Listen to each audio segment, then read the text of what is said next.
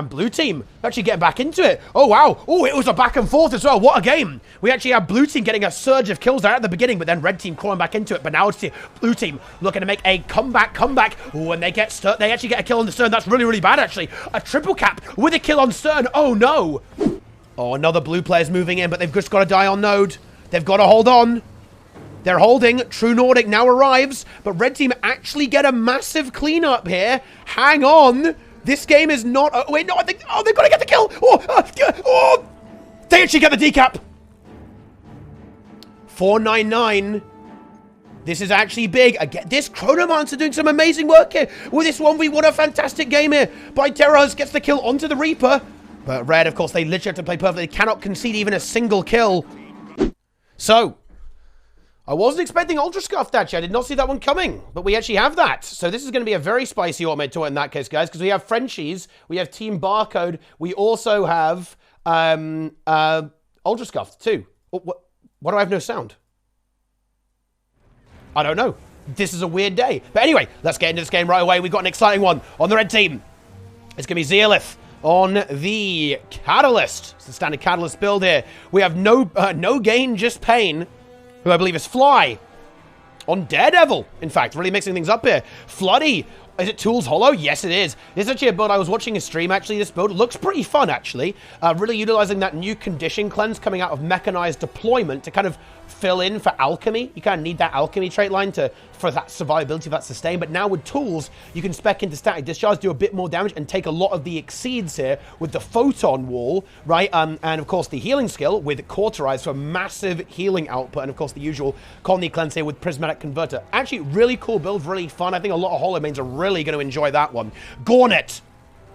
Here we go. On the Core Necro. Of course, Gornet definitely, like, one of the few players who actually still played Necro. Necro, relatively weak right now, to be honest, across the board. Harbinger got nerfed very, very hard, so Core Necro seems to be the refuge of it. Pretty tanky, bringing good condition pressure, and of course, some solid sustain and tankiness to a lot of these teammates. Cara Blanca here on the Vindicator. Ooh, interesting build. I think we're going to see a bit of variance in what people are playing here. This is the DPS, like a very aggressive build here with Forerunner of Death. Still running Salvation and Invocation, though. Oh, CMC. He tried to kill it. He nerfed it by 80%, but it just isn't enough. And, of course, on the blue team, it's the Frenchies. It's going to be a spree here on the support. Tempest. Standard build here. Everyone's familiar with that.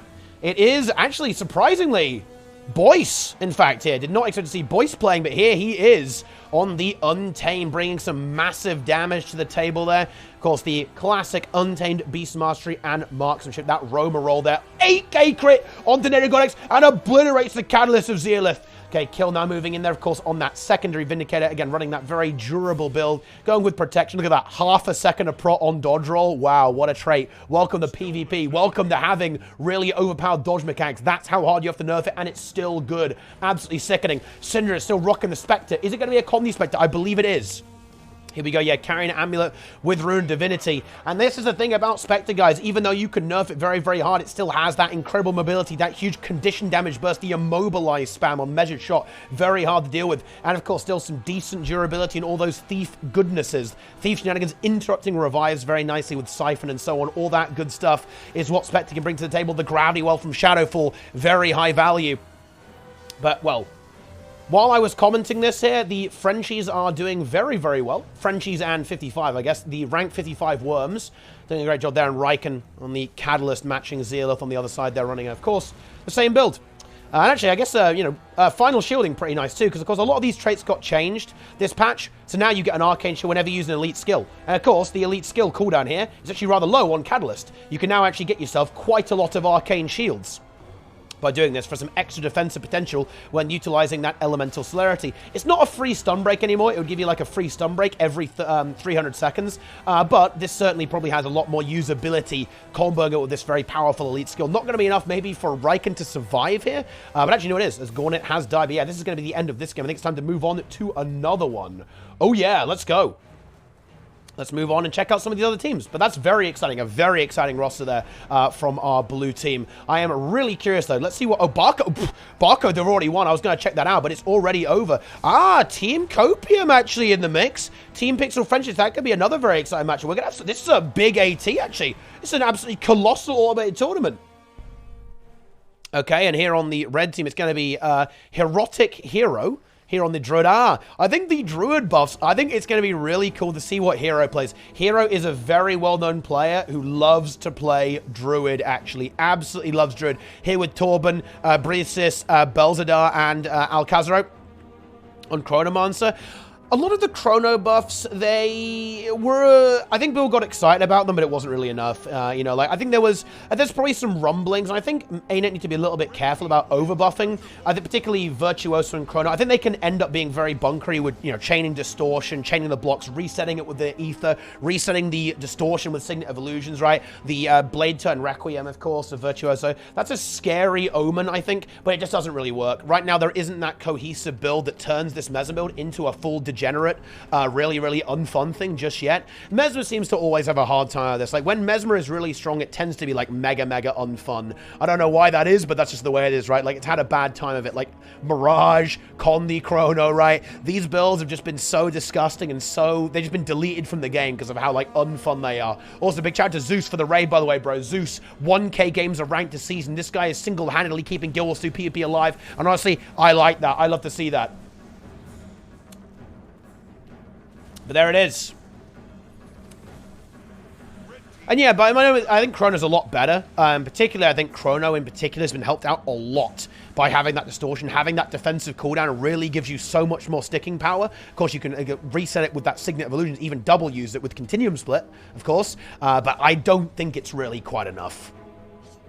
I don't think it's really quite enough to make it a proper build as of right now, but certainly something that's going to be a lot stronger in rank. Definitely a bit of a monster in rank now because you just have that survivability and you can completely meme people into oblivion with Chronomancer. That's kind of been the way it's always been, right? You just nuke people, and you can see the damage output here is pretty good from this Mesmer here.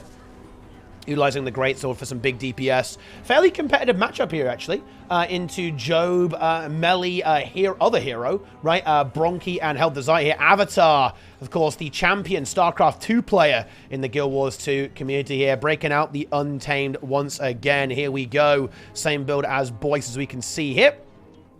Trying to find this kill onto Herotic Hero. That's probably not going to happen, though. I think the Druid will be a little bit too durable, especially with those extra buffs coming through. Druid really bringing some good sustain, and I think actually a somewhat attractive, almost like team fight support build. You know, it's maybe not quite, it's not on the level of Tempest, obviously, or Core Guardian, but certainly an option that can be a lot of fun to play. I think it's been seeing some play in ranked. An option that you can certainly look into. But yeah, red team now have taken control of this match. I think they're going to go ahead and win this. Let's see if we have any other games that we can have a look at. There's actually a team 2 of the Frenchies, like French B team over there. Could be fairly interesting.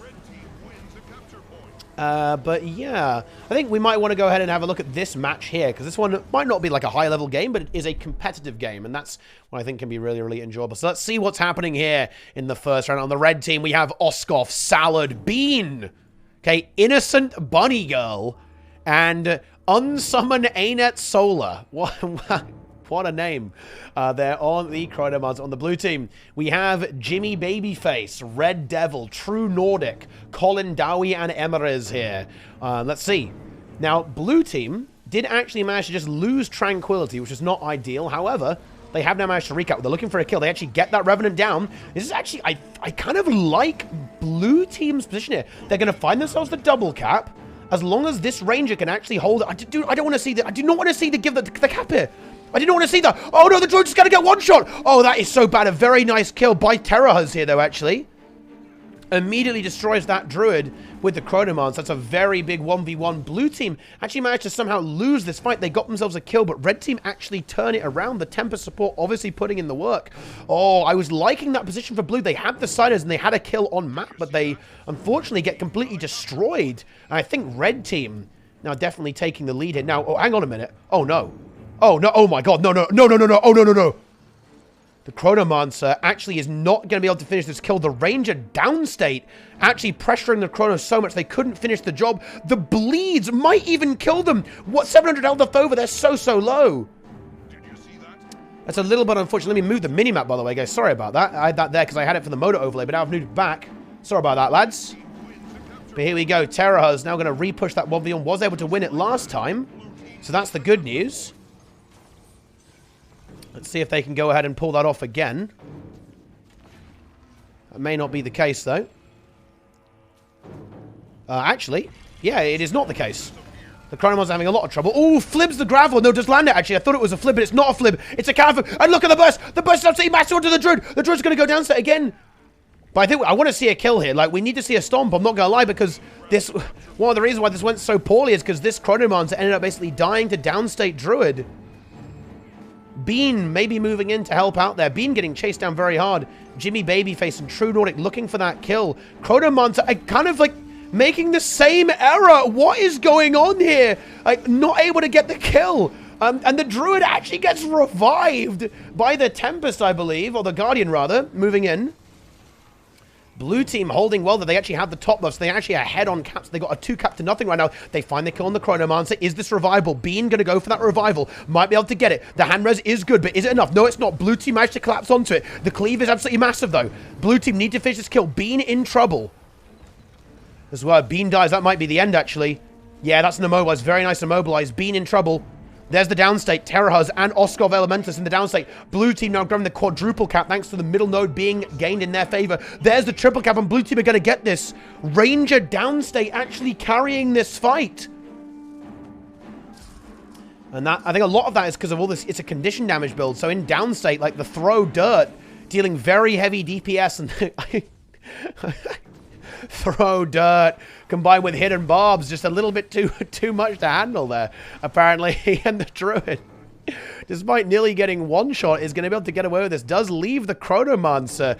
Dirt wins the day here. Or True Nordic actually self-resing it. The Druid might be able to actually get the rally here. Both players in downside, but oh no!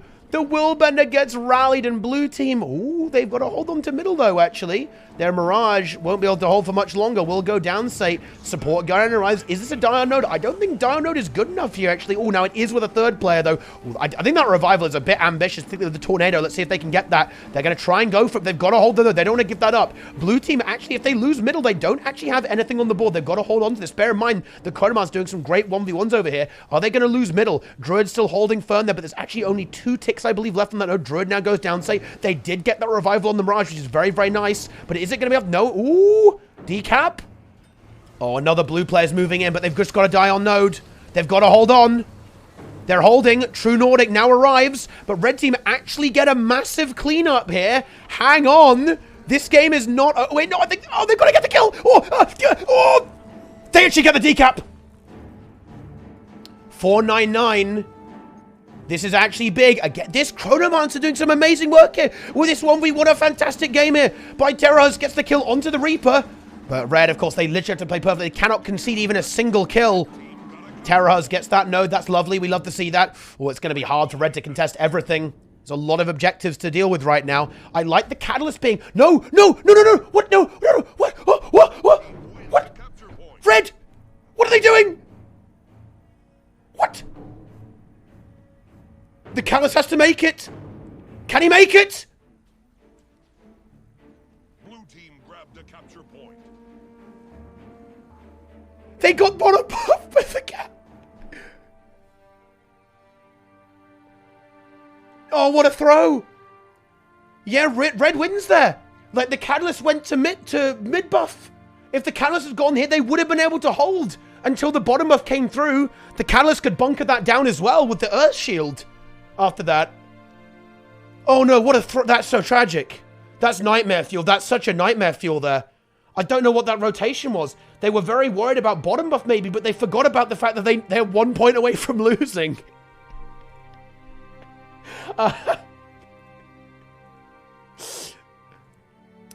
I think it's a little harsh to put it on the Catalyst, though, actually. To be fair, there was some absolute fiesta time going on there. Like the Druid downstate somehow winning a 1v1. It's a little harsh to put it all on the Catalyst. Yeah. But let's go ahead and move on to the next round. Another name change. I'm very suspicious of this. This could very well be a solid team. I kind of want to see who's who here. So I'm going to do a bit of shopping. We're going to see what teams are playing, and let's go check it out. Yeah. So, what do we have here? Whoa! This is actually a bit of a surprise. Oh, fuck. Oh. Bit of a surprise here. This is actually an old school Guild Wars 2 PvP player. This is Rocket Launcher, also known as Falco, on the defense Spellbreaker, playing with Hammer and Greatsword. Interesting. Let's see if that's going to be the build that we see a lot of. We have Radez here. Oh, wow. This is like the old gang. Wait, this is actually the old crew. This is weird. This is a lot of kind of old school players, actually. We have Radez here, Garkos, Frozen Men on Harbinger, and Alphon, my cat from Moritz, up against, of course, Team Barcode here. And they're looking to win. And, oh. Now, I wonder if we're going to see this composition actually come out from Barcode in the finals. This is absolutely very interesting. We have double Chrono here. Now, it is well known that actually Feifei, she's a big fan of Chrono, big Mesmer enjoyer, actually. We could see maybe some insane Theorycraft, but we also might see some relogs as well down the line. Bear that in mind, they may be concealing their strategies until we get to the finals, because bear in mind, this team, they're looking to win this. They're in this to win this. They're not messing about, so it could actually be a bit of a sneaky one. A totally different Vindicator build, too. Instead of going with Salvation, a bit more offensive, while still having damage reduction and extra evasion, with more vigor and more endurance regeneration from Retribution here. A lot more damage, though, thanks to Vicious Reprisal, giving a 10% damage modifier while having a resolution, and, of course, a bit of might stacking potential as well in this setup, combined with the boon extension, a bit more might from the dodge rolls here, alongside all the Vindicated goodness with Shiro and Jalis. Let's have a look at these Chrono builds, though. Now, I think this will be very favored towards the blue team. Blue team, again, one of the top teams here. What a fascinating build. We have the Carrion Amulet. And we have Rune of Aristocracy here. So this is a powerful rune, by the way. Check this out. Read what this does. Check this out. 5 stacks of might when you inflict weakness. 1 second ICD. And if you can apply weakness consistently, which Mesmer absolutely can, by the way, like Chaos Storm and Chaos Armor in particular here on this staff build, are going to be applying a lot of weakness. AoE, that will be stacking a lot of might to this build, really bringing the condition damage output of this Chronomancer build up quite nicely. And we have the Chaos Illusions and Chronomancer trait line, so pretty aggressive build, actually. Chaos for a lot of boon output, more might stacking, Vigor, Fury, Regeneration, so on, all that kind of good stuff. Bit of damage reduction, more boon duration thrown into this, with Illusions for some big damage output. We've got Main the Disillusion, Scepter, DPS increase as well, and more block up time. So very interesting build. Well of Precognition, dropping down there for some blocks, and even the Well of Calamity, again, for some weakness. Weakness gaming. And Well of Calamity with a bit of healing with the Alacrity as well. The Alacrity trait. Interesting.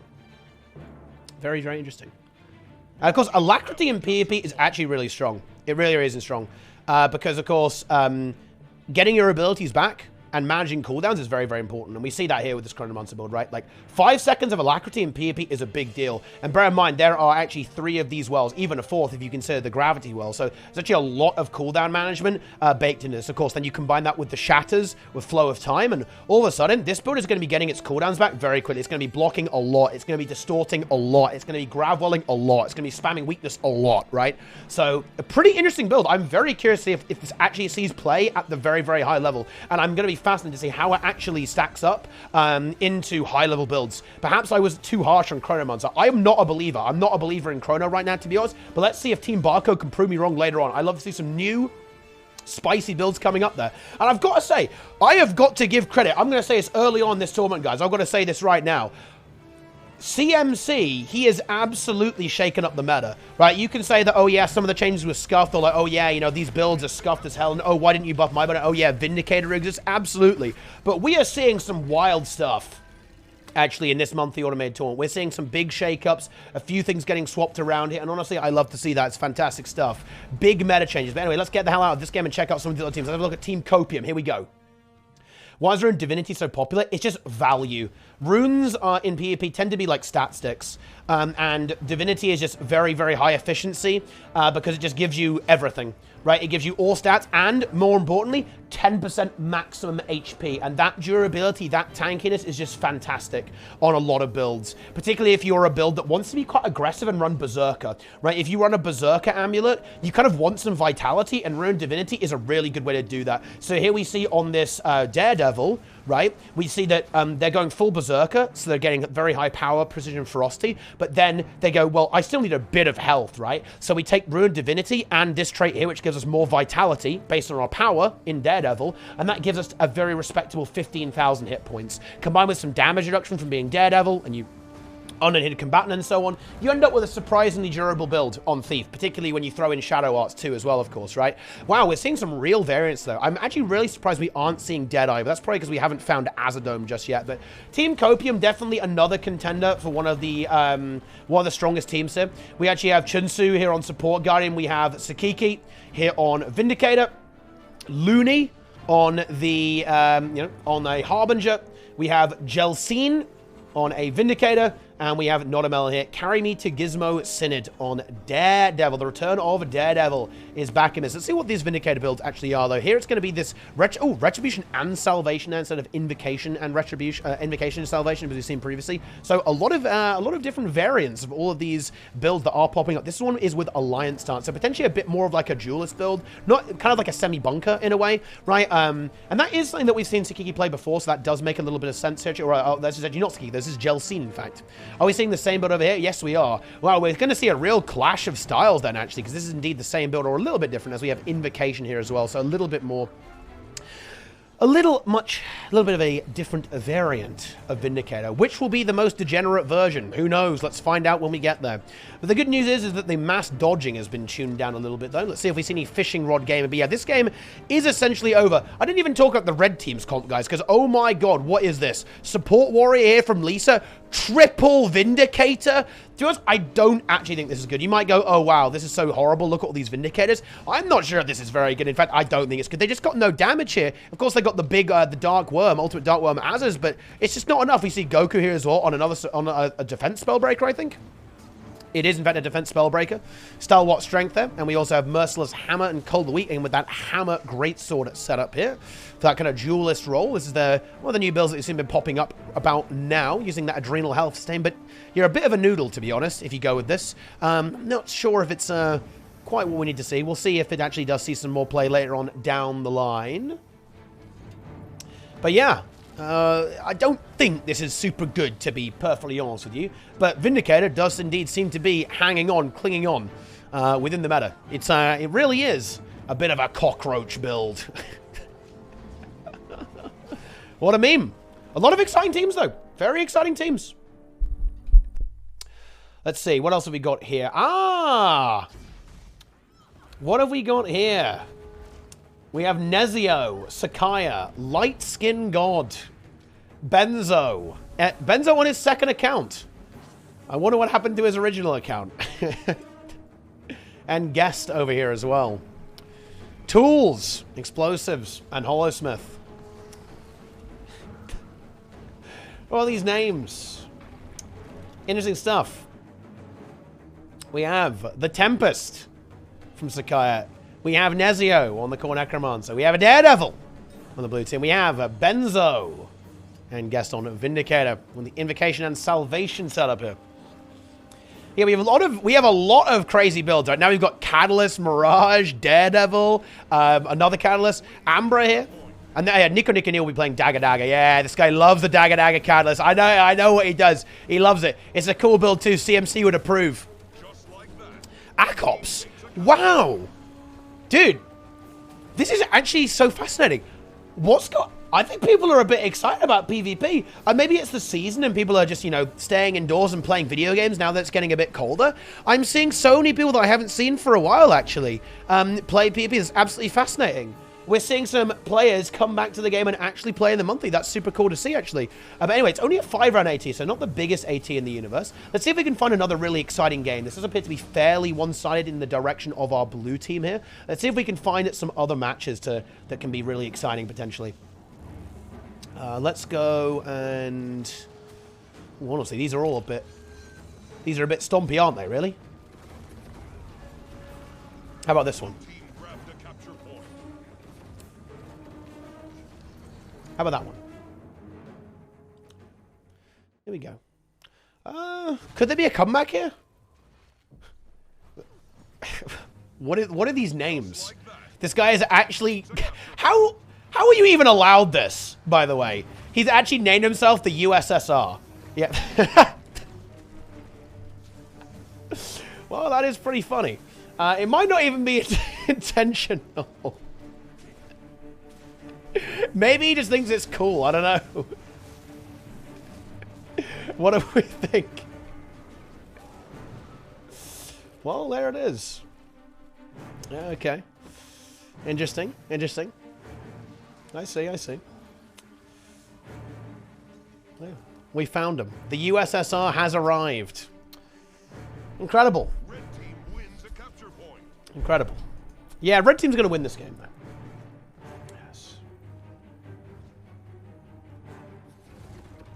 Okay. Did you see that? Red team got a capture My point. warrior is named Heel Lackery Druid. You can get away with a lot. That's pretty funny, actually. It's a good name.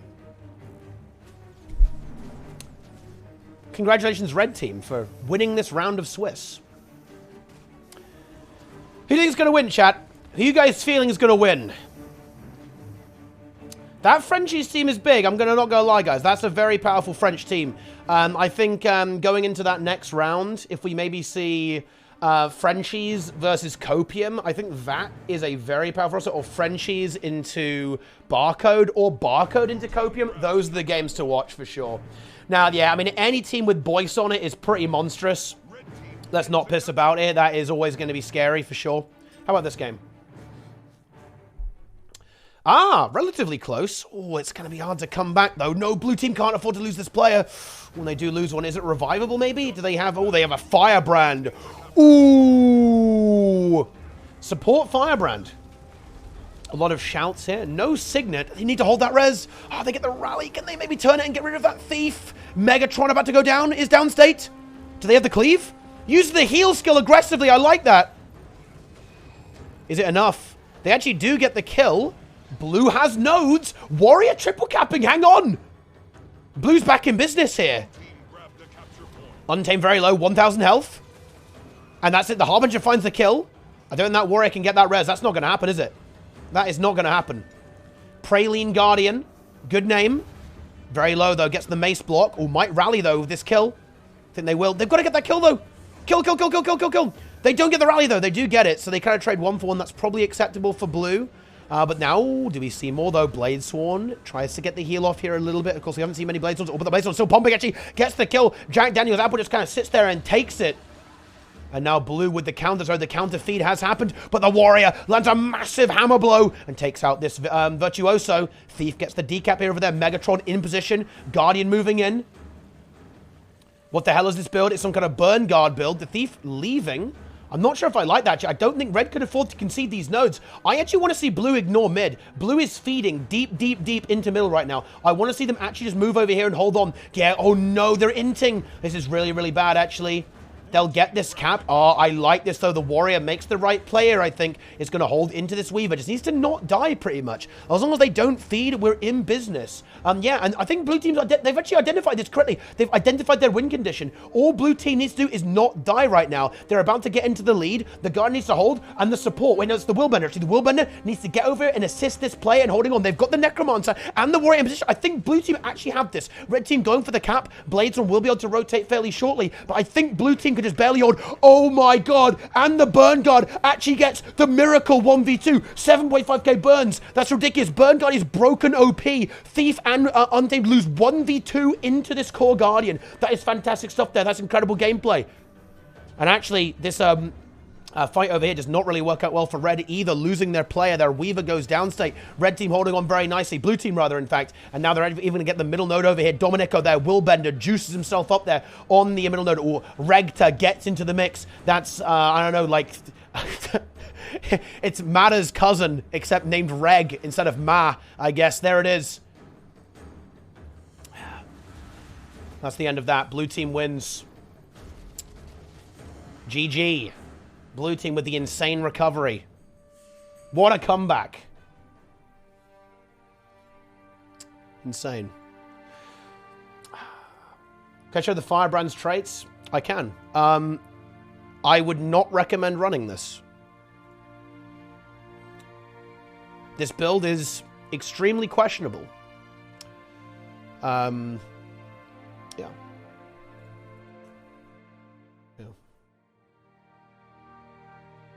content. Indeed. I think all the games are more or less over.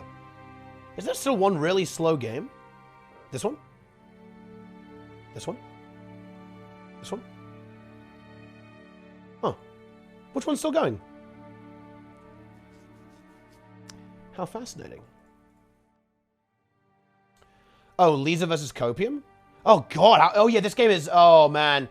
This is actually unhinged, right? No, yeah, because they're playing... Yeah, because Red Team's like Giga Bunker. This is the problem, right? Yeah. Oh, no shit, this game's going so long. It's just because, look at this, guys. There's like triple Vindicator, and they're all really tanky because they're Salvation, so you get damage reduction here all over the place. You're just dodging all over the place, going crazy. You're standing with Alliance Stance right now. You got blocks. Are they Staff? Oh, Staff, great sword as well. Oof. And there's also like there's like a support warrior here from Lisa, and we've got a defense spellbreaker as well from Goku. Every single game with these players is going to take 15 years to actually resolve, because all these builds are just so durable. It's so hard to get rid of them. Nice. I mean, blue are going to win though. Blue's team is superior. I'm actually very interested to see the Harbinger. This is probably one of the most things I'm surprised about seeing.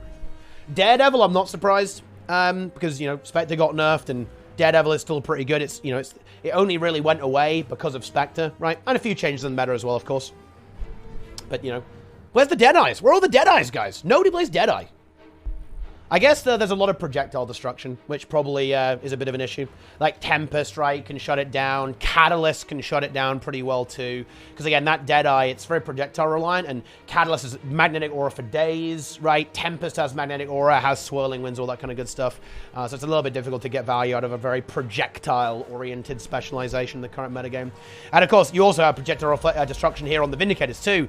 I think this trait is one of the most infamous traits in the game, actually, this planar protection. When you get this Dome of the Mists on your heal skill, you get this bubble that applies weaknesses and destroys projectiles. A very, very infamous trait there. And of course, we even have the Corrosive Poison Cloud and Harbinger as well. I think Gordit was running CPC as well on this core Necromancer, because again, projectile destruction is a very powerful effect to have. Okay, let's move on.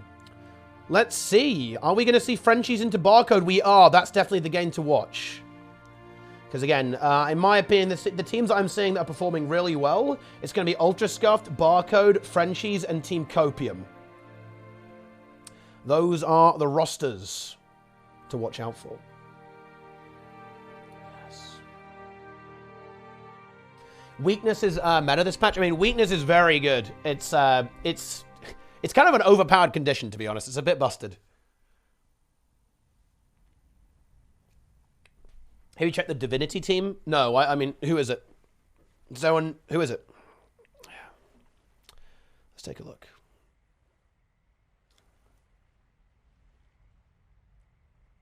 Champion of the Gods. It's probably some RP stuff, guys. All right, then. So, let's see what we got. Reality crumbles. Syndrome on the Spectre. The standard build. We're used to seeing this. We know what this is. It's Spectre. Tempest. Earth Tempest coming out from a spree. Absorbing all that power damage. Applying protection. Doing all the good stuff. You know how it is. Zan #1 Simp. Also known as Boyce. Here we go. With the greatsword. With the longbow. Kill. On the Vindicator.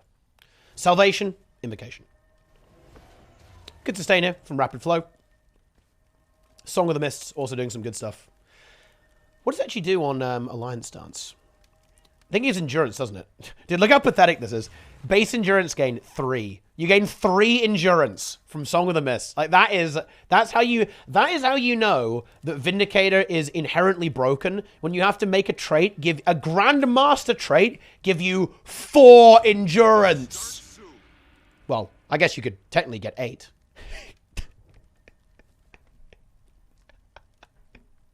Holy shit. It's still really good on Shiro, though, right? Like, quickness and Vuln does some damage to it. It's pretty strong. It's pretty nice. But anyway, we have, of course, the Catalyst from Riken. And that's the end of that. But on the blue team, it's going to be Enigma on Support Guardian here. And it is going to be a Chronomancer. Now, Demosh is breaking out the Herald here. So, not the double Chrono, but Feifei still going with this Duelist-style Chronomancer build. There's the build. We have Maya on Spectre. And we have Granan here on the Vindicator. Going to be that Retribution, sorry, Invocation and Salvation. You can't have too many of these things, gamers. You really, really can't.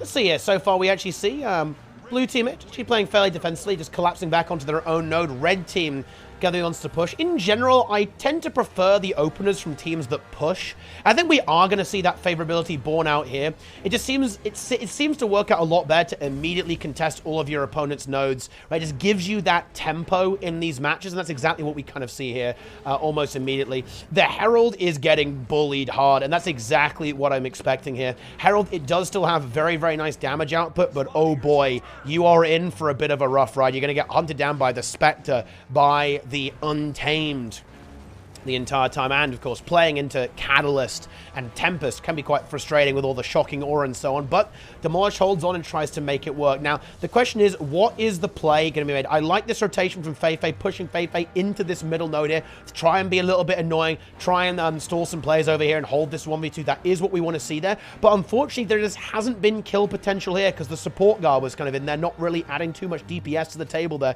Now the Spectre's moving back in there, but I'm not really sure these rotations are working out, and no, they absolutely aren't. As the Herald goes down here, and Maya is not going to be able to revive that. We could maybe see the Signet come through there. Feifei in trouble here on middle. Yeah, this Chronomancer would not seeming able to get enough value here. And yeah, this is a big, big trouble here for Team Barcode. This does not appear to be working whatsoever. And to be frank, they're being completely shut down by rank 55 worms. Yeah, this is Syndrina, guys, by the way. This is Syndra's ult account, indecipherable. Reality crumbles. You can honestly, if it's like Into the Void or, you know, Shadows Take You, that's Syndrina, almost certainly. He loves his RP names. He loves his Thief roleplay. He loves that stuff, right? It goes with the music he plays on stream. We usually see this kill onto kill, which is something, but Beast now gets picked up. Boyce will contest middle, and yeah, we're in a very rough spot. Oh, very nice opening burst there as well. Staying on the low ground and getting that surprise unnatural traversal. Lands a big hit, utilizing that Untamed Unleash ability to deal some heavy damage there. Chronomancer, a little bit annoying to deal with, though. The invulnerability uptime is going to be fun and interactive. I'm so glad that this build is coming back into the game. But the Drake actually lands a 3.6k crit. Chronomancer is not safe from the Drake. Yeah, I don't think this Chrono's going to survive that. It's not enough. Distortion's annoying, but it's not annoying enough. Demolish going to go for this revival. I like the Shadowfall there to try and guarantee the res. They get it. The counter CC is very, very good, but I think it's just a stay of execution. That's exactly what it is, unfortunately. The healing well has gone down. That's going to be a very, very nice restain, but so many cooldowns have now been expended, and we have the support now in play from the red team, and well, I think the writing's on the wall on this game, to be frank. I don't see this turning around anytime soon in particular. Catalyst is just having this infinite 1v1 into the Vindicator, and, well, bad news. Catalyst is excellent in 1v1, still one of the strongest 1v1 builds, if not the strongest 1v1 build in the game right now. Yeah, this is not looking good. Esprit does die here on middle. Blue team were able to get a very nice kind of rebound, but they've got a lot of work to do. Esprit's going to be back in 10 seconds. They only pick up a single kill. As long as Syndra doesn't die here, this is absolutely fine. Looks like he's going to try and stick around here. Still utilizing that diminished, but still significant 16,000 Shroud, as you can see there. Decently tanky here for PvP, putting some work in. Here we go. Oh boy. Sin may end up dying now. Spectre is not what it once was. And that's going to be the end of that. Esprit now going to try and move in there. Was maybe thinking about getting that support, but will not make it in time. But again, what's actually happened here on the map? This is where we've got to ask that question again. Is that, yeah, sure, we're seeing a kill or two here coming through from blue, but it's simply not enough. Particularly seeing as now the Vindicator from blue does end up falling. Is the support guard able to revive? No, actually not in position to do that. The Signet is available, but it's not going to be good enough. Can maybe support Maya to help her get out of this situation. But again, there's just not anything happening on the map right now. Kill gets driven away by the Chronomancer, which is fantastic. That's lovely. But I'm not sure if it's quite good enough. Yeah. Kill gets to disengage. Get driven away there with the Herald moving in. But this is a big lead. And a relatively slow game, of course, right? Like, everyone's relatively tanky here. So, shifting a 200-point differential, that is easier said than done. Particularly into such a competent team as our rank 55 worms here. Esprit lurking around, looking for his next move. Probably going to end up going into this team fight. That's exactly what he is going to do. Meanwhile, we actually have this 1v1. The Spectre into the Chronomancer. Let's see how that one goes. Honestly, both specs, honestly, the Chrono might actually be able to outlast now. You know, I think the Spectre can actually do a really good job of sustaining, but honestly, last patch, now I just don't really see the Spectable being able to actually contend with something like this build, simply because there's just so much, sustain here on the Chronomancer. Yeah, it's not really going to work, and Cinders get beaten down a little bit, and of course the Untamed comes in for the reinforce. Don't think the Chrono dies there, particularly as the support guards here, but again, this is not good enough. Like, blue team need to find some kind of opening, some way back into this game. It's going to be a little bit tricky, yeah, and Boyce lands a crushing blow as well. Massive damage output from that Untamed. The Chronomancer defenses, they have run out. The cooldowns are gone, and that means that build is dead. Boyce finds that kill. We'll start to control that node. Also on middle, we also see Maya go in the down state. Does get revived by the Signet from the core Guardian. Trying to convert that onto a kill, maybe onto reality crumbles. That's not really going to happen, though, I don't think. Oh, hang on. Having said that, a big catch there. Keep forgetting that Spectre got nerfed. Cinder trying desperately to get away. Doesn't have any mobility, at least for the time being. Get some good heals from Esprit, though. Has that pistol whip coming through there with that sword pistol for evasion and sustain. Teleports away, utilizing the port to the beast there. Nice use of mobility by the Thief on red team. And there's 300 points, though. Blue team not yet at 100. They get that one cap. They just keep going. They keep it going.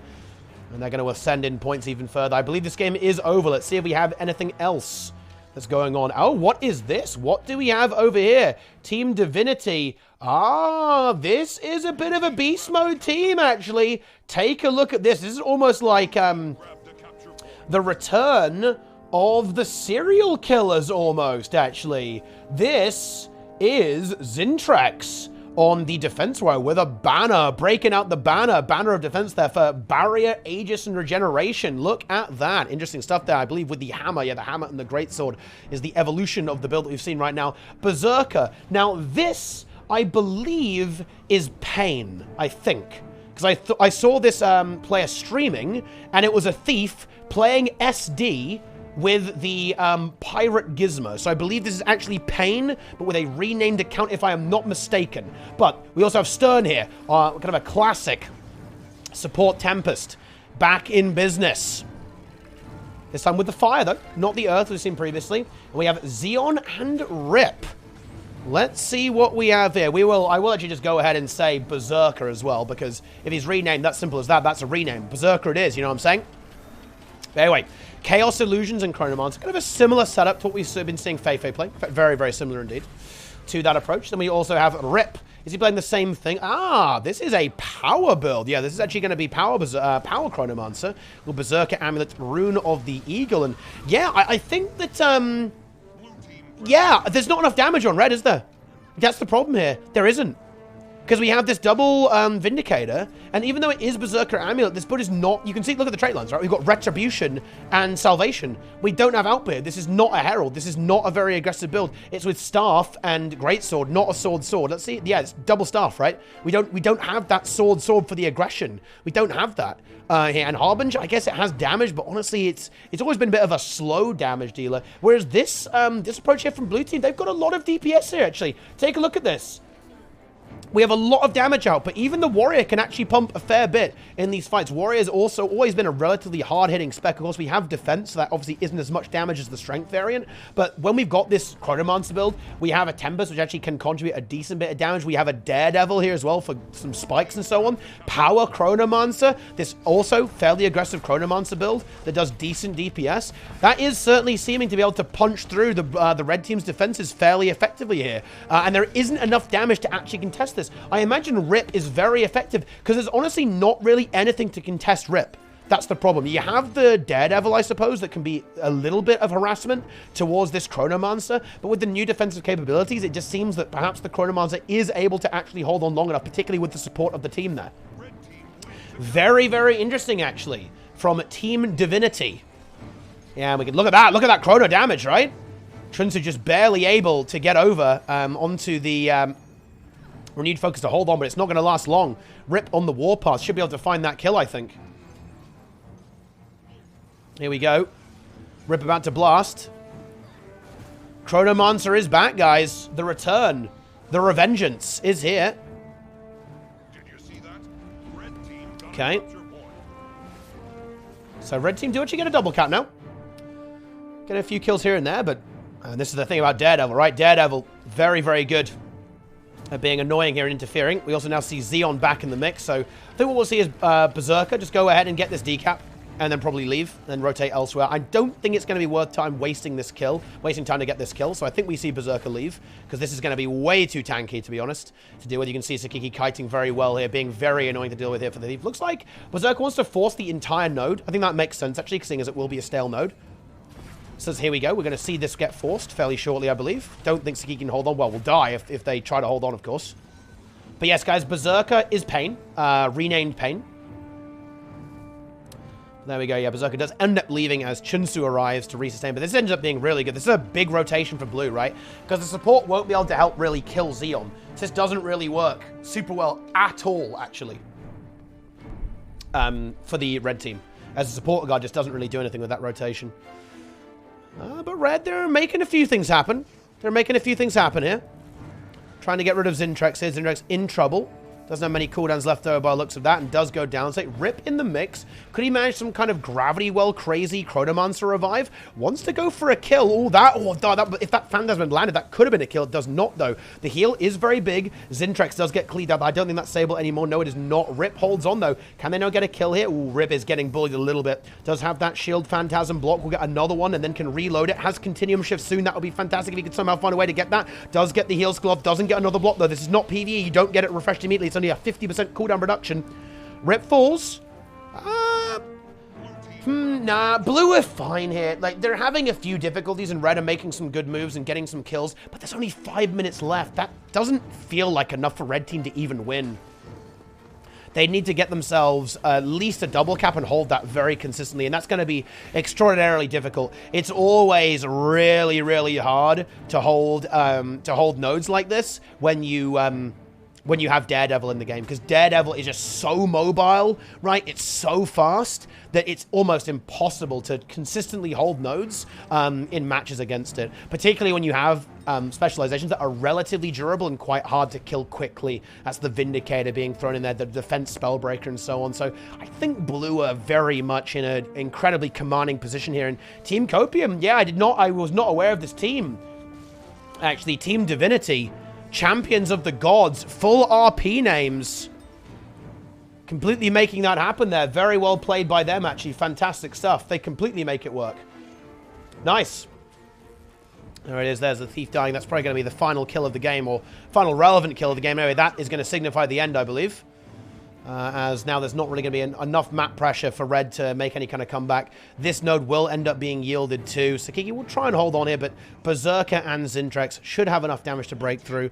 Thief actually is back. We are actually at the home node here of red, so they will be able to respawn very, very quickly, but blue grabbed this node. And honestly, they can just AFK here. I wouldn't be surprised if they just AFK, because they know that they're winning, right? They know that there's 3 minutes left on the clock, and red team, they cannot afford to have this node capped, no matter what. So I think we'll just simply see Xeon, Sterny Bernie, okay, and Rip hang out here. And yeah, they don't even need to, as they even find a kill onto Chunsu. Simply AFK on it. Yeah, Chunsu and Sakiki both go down. This is probably going to be a beast. Yep, we see that just to close out this game. That will be 25 points. Here we go. Rip goes for the beast. Of course, very high damage here. We'll kill that. He gets CC'd by the beast. Bit unlucky there. Well, I mean, not unlucky. It always does that. But never mind. That's it, and that's the game. Well played by blue. Bit of an upset. Like to see that. There you have it. Yeah, I'm not totally convinced by the Spellbreaker, yeah. It doesn't seem to be... I think people were thinking like, whoa, Warrior's going to be so crazy, bro. Warrior's so insane, bro.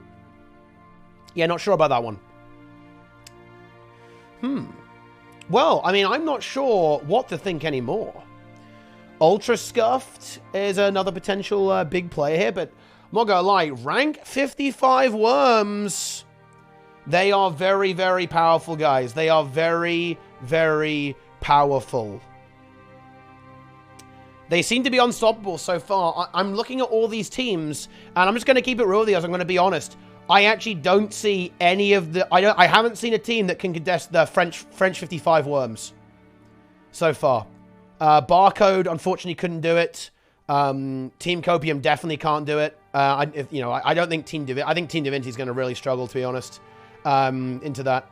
We'll see. And, I want to see it spicy. Ultra Scuffed could be potential. Maybe Ultra Scuffed are going to be the gamers who can make this work. But again, they had a little bit of difficulty in the first round, so maybe that's not even possible. Oh, that game ended over there. I guess the timer's starting to run out on some of these games. Yep, that's the end of that round. Okay, so what have we got next? Up next is Ultra Scuffed. Divinity versus Worms. I mean, that honestly might be the game here. Because, of course, we just saw Divinity defeat Team Copium, one of the top teams in my opinion. Let's see how they stack up against the French 55 Worms. Let's see what we got. Kylo. I think the other game to maybe look at would be the barcode game into Lisa, which is basically the French Team 2. Let's see how these Chronomancers work. I've got to say, guys, I'm a little skeptical. I'm a bit skeptical here of this composition here from Red. I do like the blue team's composition a lot more. With the Spectre, Catalyst, Vindicator, Untamed, and Tempest. I think this looks great. But we'll see. We'll see. Rip, you know, he's back in business, back on Chrono, back ready to pump, ready to blast. It's not going to be easy, though. I think in particular, this Untamed is a bit monstrous. This is going to be hunting down these Chronomancers like nobody's business. Like, Rip... Whoa, yeah, being Rip is scary as hell this game, because in particular, we're going to see Syndrana really chase down this Chronomancer. I think we're really going to see Boyce chase down this Chronomancer and try to find those kills. As soon as these cooldowns are gone, there's no inspiration, there's no chaos. As soon as these cooldowns are gone, right, and there's no deja vu left over, there's no distortion left over, this is scary. That Untamed is going to be on the hunt, because it is fast, it's bursty, and it loves to kill squishy things, like Chronomancers. Calculated Rage. Thanks for the prime. I appreciate it. Quagga's on G is still playing. I think some of the players play, but the team doesn't exist anymore, unfortunately. All right, then. Here we go. Let's do this. Hold on to your points. Also, Soul's in the chat, and in the game, too. Okay, what is the plan here from Red? Let's see what they want to do. We're all mid. I guess they're going for a far push. We're stealthing them pushing far. One Chronomancer in position, Xeon. Ready to go on this condition build, the duelist build. And we're seeing the defense warrior being pushed from Zintrex. Looks like blue team actually respecting it. Playing defensively. Kill in position to intercept there. We'll begin the 1v1. Let's see if Zintrex can actually kill this in that 1v1 matchup. Let's see how this fight goes. Meanwhile, the Catalyst just capping that. Red team get middle, and that's because blue team aren't committing that hard here. They need to be a little bit careful. Esprit getting nuked pretty damn hard. They are outnumbered there. I'm actually surprised that blue team has pushed this so aggressively. They know they're a player down. They don't have their Catalyst here. And as a result of that, they end up losing the Spectre, in fact. Yeah, that was a very aggressive play. Esprit does manage to find that revival, I think at the cost of his own life. Yeah, maybe a little greedy there, I think. A bit greedy.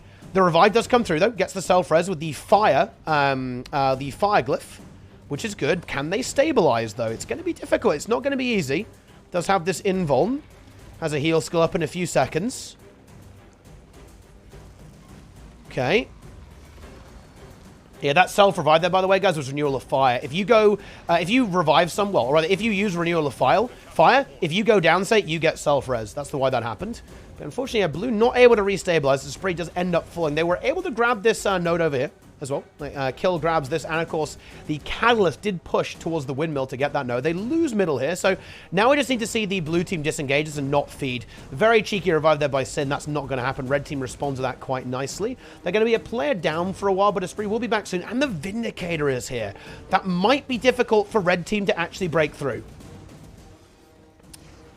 But yeah, he's just going to disengage and wait for the Elementalists to respawn. Oh, and they leave middle open.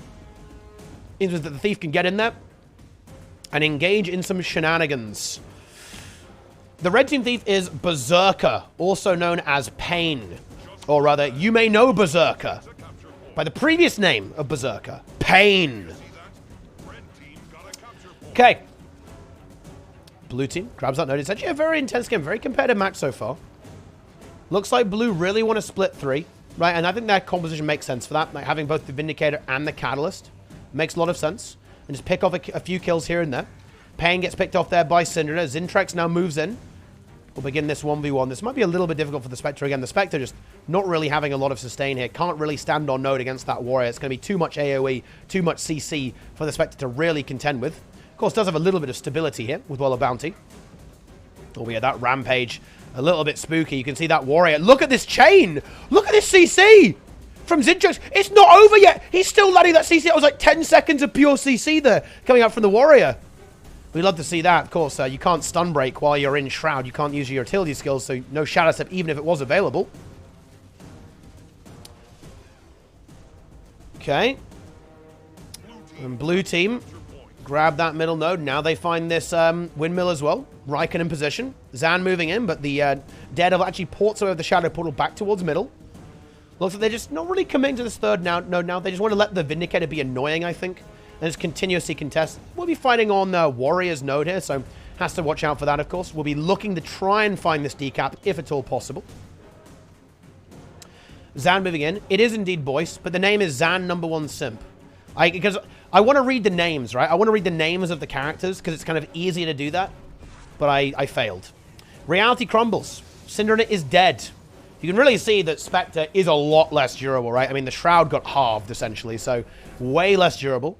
And red team actually really putting in the work. And I think in a way, like it's just that blue is struggling to actually get the fights they want here. Right? They're not able to really get this, to really fully utilize this massive roaming potential here that I think they kind of want to have. They aren't able to really sustain these fights quite as well as perhaps I think they would perhaps want to. I think this is why quite a lot of damage output on the red team is perhaps upsetting some of the strategies of a lot of the other teams here. Red is really bringing quite a lot of damage. Because no, this is not Bunker Chrono, guys. This is not Bunker Chrono. This is double DPS Chronomancer, in fact. Of course, this build is somewhat durable. Playing with a good chunk of healing on this setup here. You know, you've got your healing there, you've got your alacrity, right? It's a set to shield for a lot of block up time. Of course, you have distortion there, but there's a good chunk of damage output on this setup here. You have the Sigil of Intelligence for critical strikes when going into the Scepter there. Rip playing a Power Chronomancer as well. It's a lot of damage here. Daredevil as well, and the Warriors. A decent chunk of DPS. The Mesmer free casting is potentially throwing a bit of a spanner in the works here for sure. Now we do see Syndra goes down in that 1v3 as Syndra comes back off respawn, but blue are really sweating right now. Team Divinity, they are absolutely, they're proving me wrong. And honestly, I love to see it. I was not a believer in these Chronomancers, but these Chronomancers are making it work. Let's see what the play is going to be here for blue. They're going to try and break through. Honestly, with the Tempest. And of course, this Chronomancer, I don't really see that happening anytime soon. Xeon doing a great job holding. Kill now moves in. I like this bleed on Zintrax. That's very juicy, actually. Just keeping it a 4v5 for as long as possible. Now Raikkonen gets this third node. There we go. Oh, that's a sneaky portal, though. Look at that. Shadow portal. Raikkonen doesn't know either. He knows now. Oh, yeah. Very unfortunate. It's very hard to track the movement of a Daredevil, of course. As you can see there, it does end up losing that node. That would have been really nice to hold that to get those few extra vital points. Potentially contest that, continue this 1v1 into Zintrax. That's not going to happen now, actually. Boyce lurking, going for a kill, but is going to get harassed by Berserker. Not ideal there. Here we go. Let's see. Boyce on the hunt. Wants to try and find this kill under Zintrax. Is that going to happen? Well, it's enough here. The presence of this Ranger, the damage output, is enough to actually scare the Warrior to not contest, and that does actually allow this node to go. Oh, and yeah, Rip is trying to get away from middle, tries to get support from Stern, but Boyce identifies that immediately. But, again, Sind getting bullied a bit on that Spectre. Ends up getting killed in the countercleave. Spree, not able to get that revival, unfortunately. The fight will continue, though, and with the Tempest, there should be some good stability here. A good amount of sustain for the blue team to hold on. Though cooldowns aren't amazing right now. There's no heal skill just yet. Earth Shield has now been dropped. Let's see if this is going to work. I almost feel... Yeah, I do not feel good about this for blue whatsoever. And yeah, red, with that Rampage from Zintrax, that damage output is pretty massive, and blue are not able to stall it. I think they're really thinking that they can hold like a 2v3 or a 3v4, but it's not working. And yeah, Rip is just free casting. He's just blasting. Like, it is this Chronomancer, guys. This DPS Chronomancer is not getting shut down. There isn't enough of an answer to it. And it hasn't worked. They've been doing a really good job of denying Boyce value. Some very good support from Stern, I think. and Red are really making this work. Boyce gets shut down there. Xeon gets that stomp. That's very, very big, actually. That's basically no damage on the map for a good chunk of time there. Blue team now behind in this game, 265 points, 259. Wow. Welcome to the new metagamers. But yeah, blue team, if they want to win this game, or if they want to win this tournament, they're going to need to actually figure this out. They need to find out what they're doing here. What are they going to do about Rip? Because this man, he's running around and he's just blasting. He is permanently blasting. That's what he's doing. They've got to get rid of this Chronomancer. They're losing their Spectre way too much. They need that Spectre out. They need to keep the Untamed and the Spectre alive here and get rid of this Mesmer. Oh, and yeah, there it is. He's marked for death now. They're going to go for it. He grabs an Earth Shield. Goes, oh, look at that. He continuum shifts the Fortify. What an absolutely disgusting play there from Rip.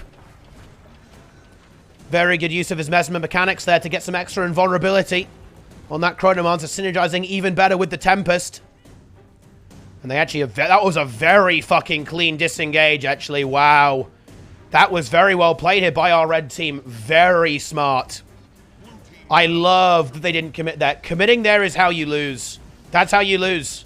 And they didn't do it. I love that. Nobody died there. Now let's see. Blue, they've got some time. They have a bit of momentum here. Let's see if they can actually shove it. Yeah, Boyce has got to run away here. Not much to be done. These Chronomancers bringing the pain. Ooh, Stern getting focused, though, actually. Reich and the Catalyst. Very heavy DPS. Mist form is available. There's the rebound into the mist form. No water attunement for a while, though, so limited healing is available for this Tempest.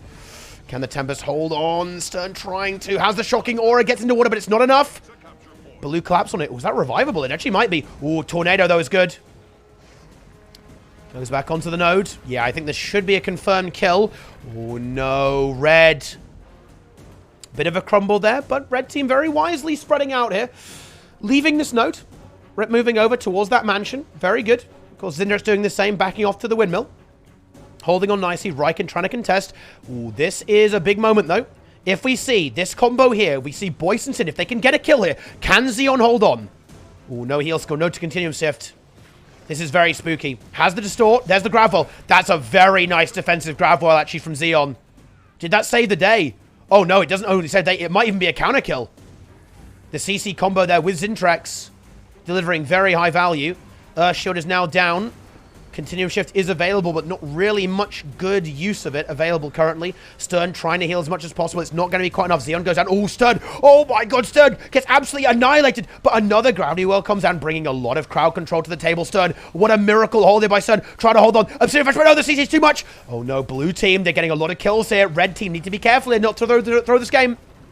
Rip very low. Oh, they're going to just die. They're going to have to die here. They can't get out. They're going to all die. No, that's 4 players killed. Blue, that's what they need. This is what Blue needs. They get everything. Berserker manages to grab the mansion, and at this stage, again, that single node is annoying. The portal is down there as well. The shadow portal is here. So even if the thief leaves, they'll be able to return very quickly. But blue team, they get that double cap, but they need more. They've got to get this decap now. It's not good enough.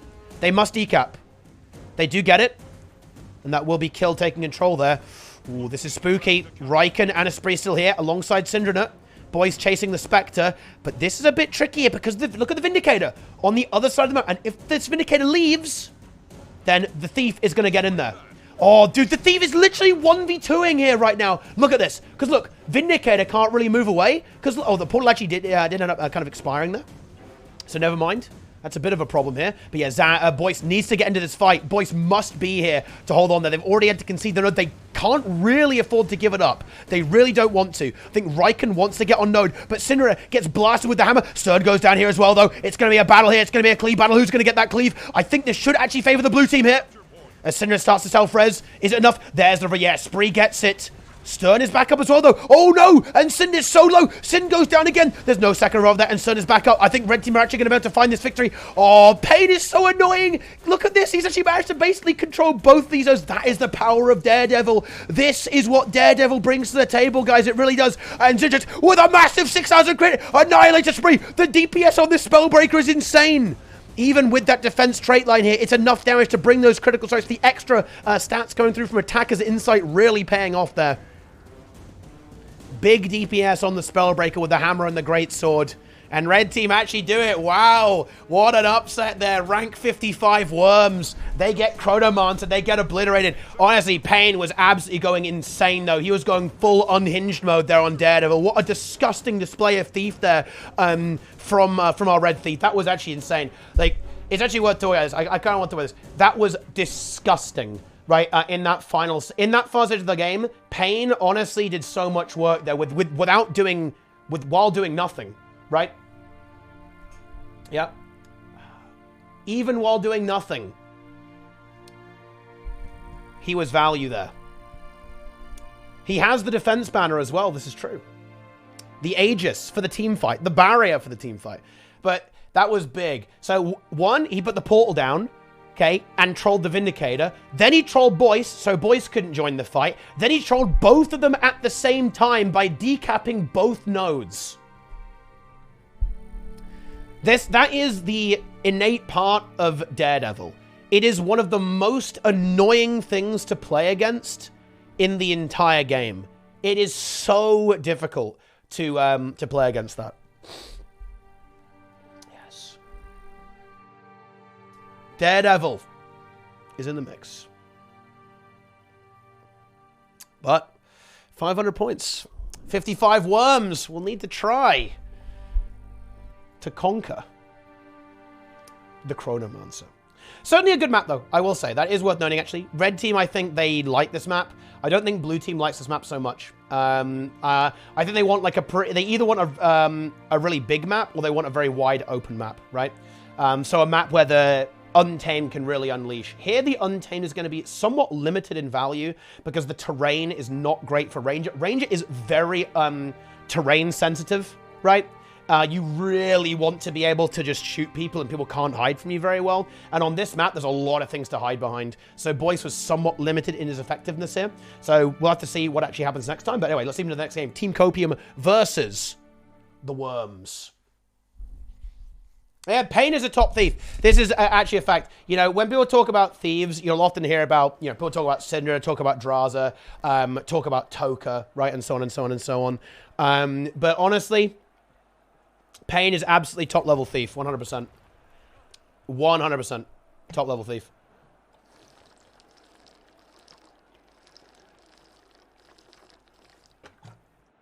Or rather, Berserker. Top-level thief. To be honest, I think a big part of that game was also the Spectre nerf. I don't think Sind was getting nearly as much value out of Spectre as I think he would have liked, right? It just was not working. It was just so hard. It was so much easier to kill. Like, halving that Shroud number has just nuked the sustain. It really has. No, yeah, no, all those teams, like the top teams, they're all going to make it to the elimination, yeah. Deadeye, well, yeah, we could definitely see Deadeye from Syndra. We could see Deadeye from Syndra. We can also see Daredevil. Obviously, he can play every thief specialization. We'll have to see if he is going to continue with the Spectre or, you know, if they're just going to change up rotations and they're going to change up focuses. Because I think that is something that's worth noting about a tournament where the meta is completely new. Complete shakeup is that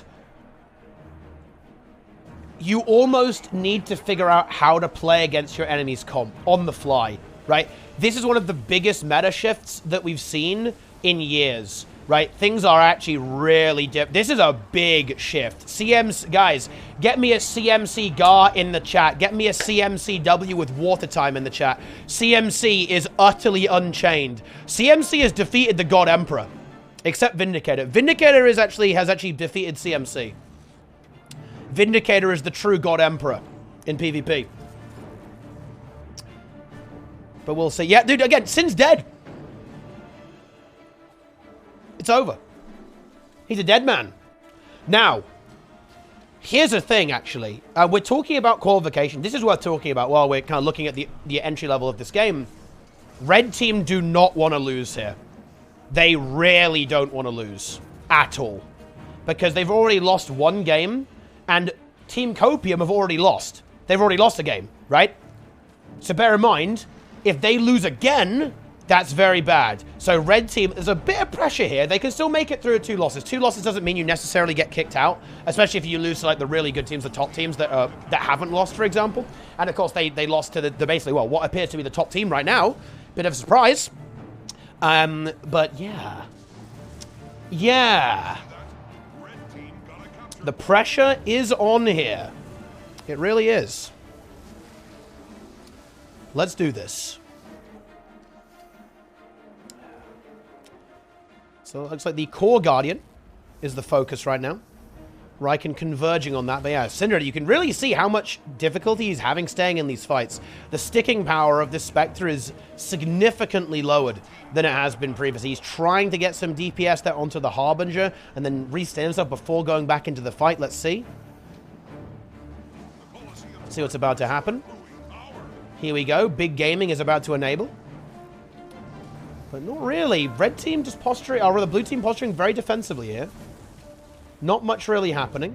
Red grabbing this node, though. Kill is able to combine with Boyce to secure that node and begin an endless 1v1. That'll be exciting. Meanwhile, Boyce moving over towards middle. Going to push directly in. Will, of course, scare the Thief away entirely.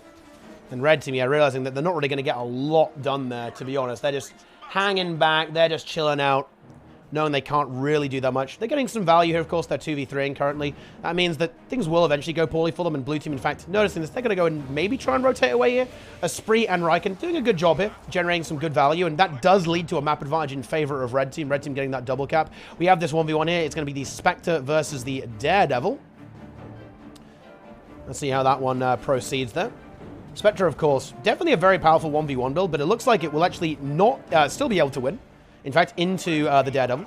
Daredevil, actually very competent in these 1v1 matchups here, but Spectre has a lot of condition pressure, which can be a little bit difficult for Thief to deal with in this situation. However, of course, the Spectre perhaps might be a bit more susceptible to running out of steam eventually, but it looks like Sind is doing a good job in this 1v1 matchup, at least for now. It could end up getting stalled, though. Shadow Arts Thief is going to be very difficult to actually kill, so it might be a very, very slow matchup, essentially making this game a 4v4, at least for the time being. Esprit and Boyce trying to contest into middle here. Meanwhile, Raikkonen 1v1ing into the Vindicator. So a very, very even game. Not a lot going on right now. We kind of need to see this Thief 1v1 resolve and so we can actually see some rotations. Because right now, I think the map state's going to end up relatively stagnant. I think we're going to see everything just stay pretty even. The health bars aren't really going to move that much, I think, at least for the time being. I believe both teams should be able to hold on to their respective objectives fairly easily. So it really is all eyes on this Thief 1v1. We could maybe see the this 1v1 resolve, but I'm not sure if it will actually. I think they're fairly tanky, and particularly Sakiki will be able to kite. Doesn't have to really commit to the node, not that much. Wants to, but doesn't necessarily have to too much here. So, ooh, having said that, Kill doing a good job in this 1v1. Doing a very good job. The damage might be enough to actually break through. Looks like that's not going to happen, at least yet. But yeah, Thief 1v1 just proceeds. Nothing really going on, but this is a bit sweaty for blue. For Red, rather, because Red need to make something happen. They are able to make that happen. Chunsu gets the revival, though. That was an actually unhinged interrupt. So that was actually a boon rip. Oh, is that? It's not going to be enough, though. No, unfortunately, it's not going to be enough. I believe that was Boyce using the boon rip on the pet, unleash mode, to actually remove the stability and then interrupt with Hilt Bash and the port at the same time. Boyce using his, Boyce using his octopus hands to press all of those buttons at the same time. Pretty incredible stuff. He is into anime, guys. What do you expect? Very nice play there by Boyce. Not quite enough to make the difference, though. Thief 1v1 still going on. A Harbinger does get picked off here. Massive damage coming through from the Untamed. And Sakiki won't be able to revive that. Now, I think that is what Red Team needed there.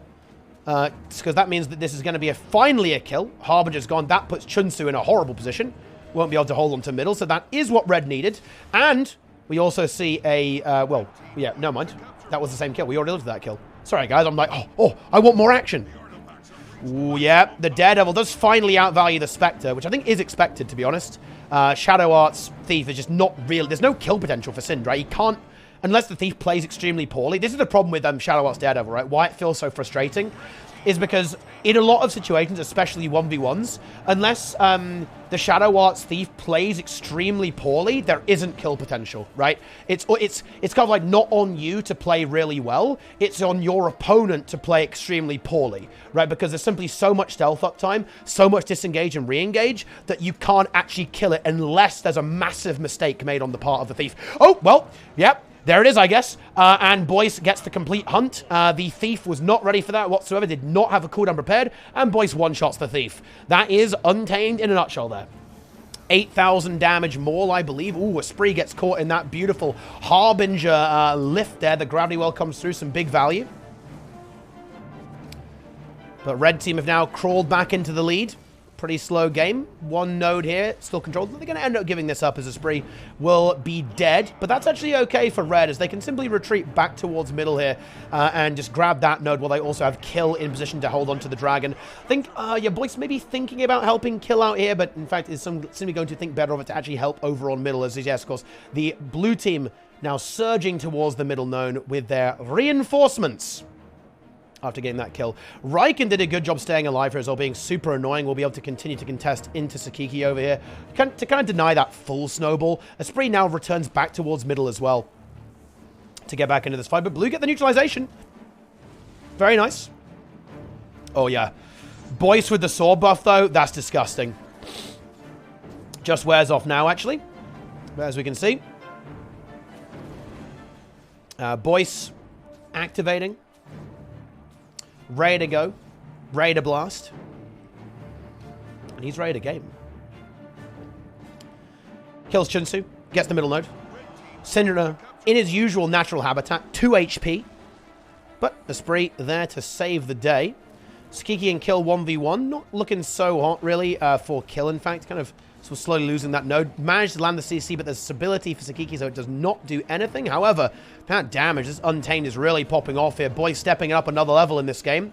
Really wants to find that kill and get that hunt. Good kiting here by the blue Vindicator, though, but I think this should at least get the node for Red Team, increasing their lead just a little bit. Big fight happening over here. Blue Team grabbed that node during all of that chaos. Boyce might be able to grab himself this field node over here, and as long as Red can continue to be stally and really annoying, that should be good. Oh, Sin goes for a very, very aggressive push onto that node, nearly pays the price for it. We'll be able to get healed up by the Tempest, of course. Water Overload about to activate. Oh, gets hit by it. There we go. Big heal comes through. Should be able to get the sword. There's nothing to contest the sword buff. Boyce going to go and deal with this Thief. Kill holds on very well there. And now Boyce has arrived. Looks for a kill. Might not be able to get anything. Yeah, Shadow Portal there from the Thief goes back over towards middle. And Boyce is going to have to kind of run to catch up to match that. Syndra gets a free sword buff, though. And that is what they need here. Having that extra bit of damage here has been really helpful for the Red Team. Let's see if they can make use of it. Here goes Syndra. What's the target going to be? Looks like it may well be the Vindicator here. Yep, here we go. See if we can find that kill. The Immobilize is going to come through. And that might be a kill. The Tornado is very, very annoying. Is that enough? Yes, it is. Gelsine is going to go down. Safe. That's the end of that. Signet is there, but it does get denied. Is there a Siphon? There will be an interrupt. No, not needed, in fact, as the kill comes through already.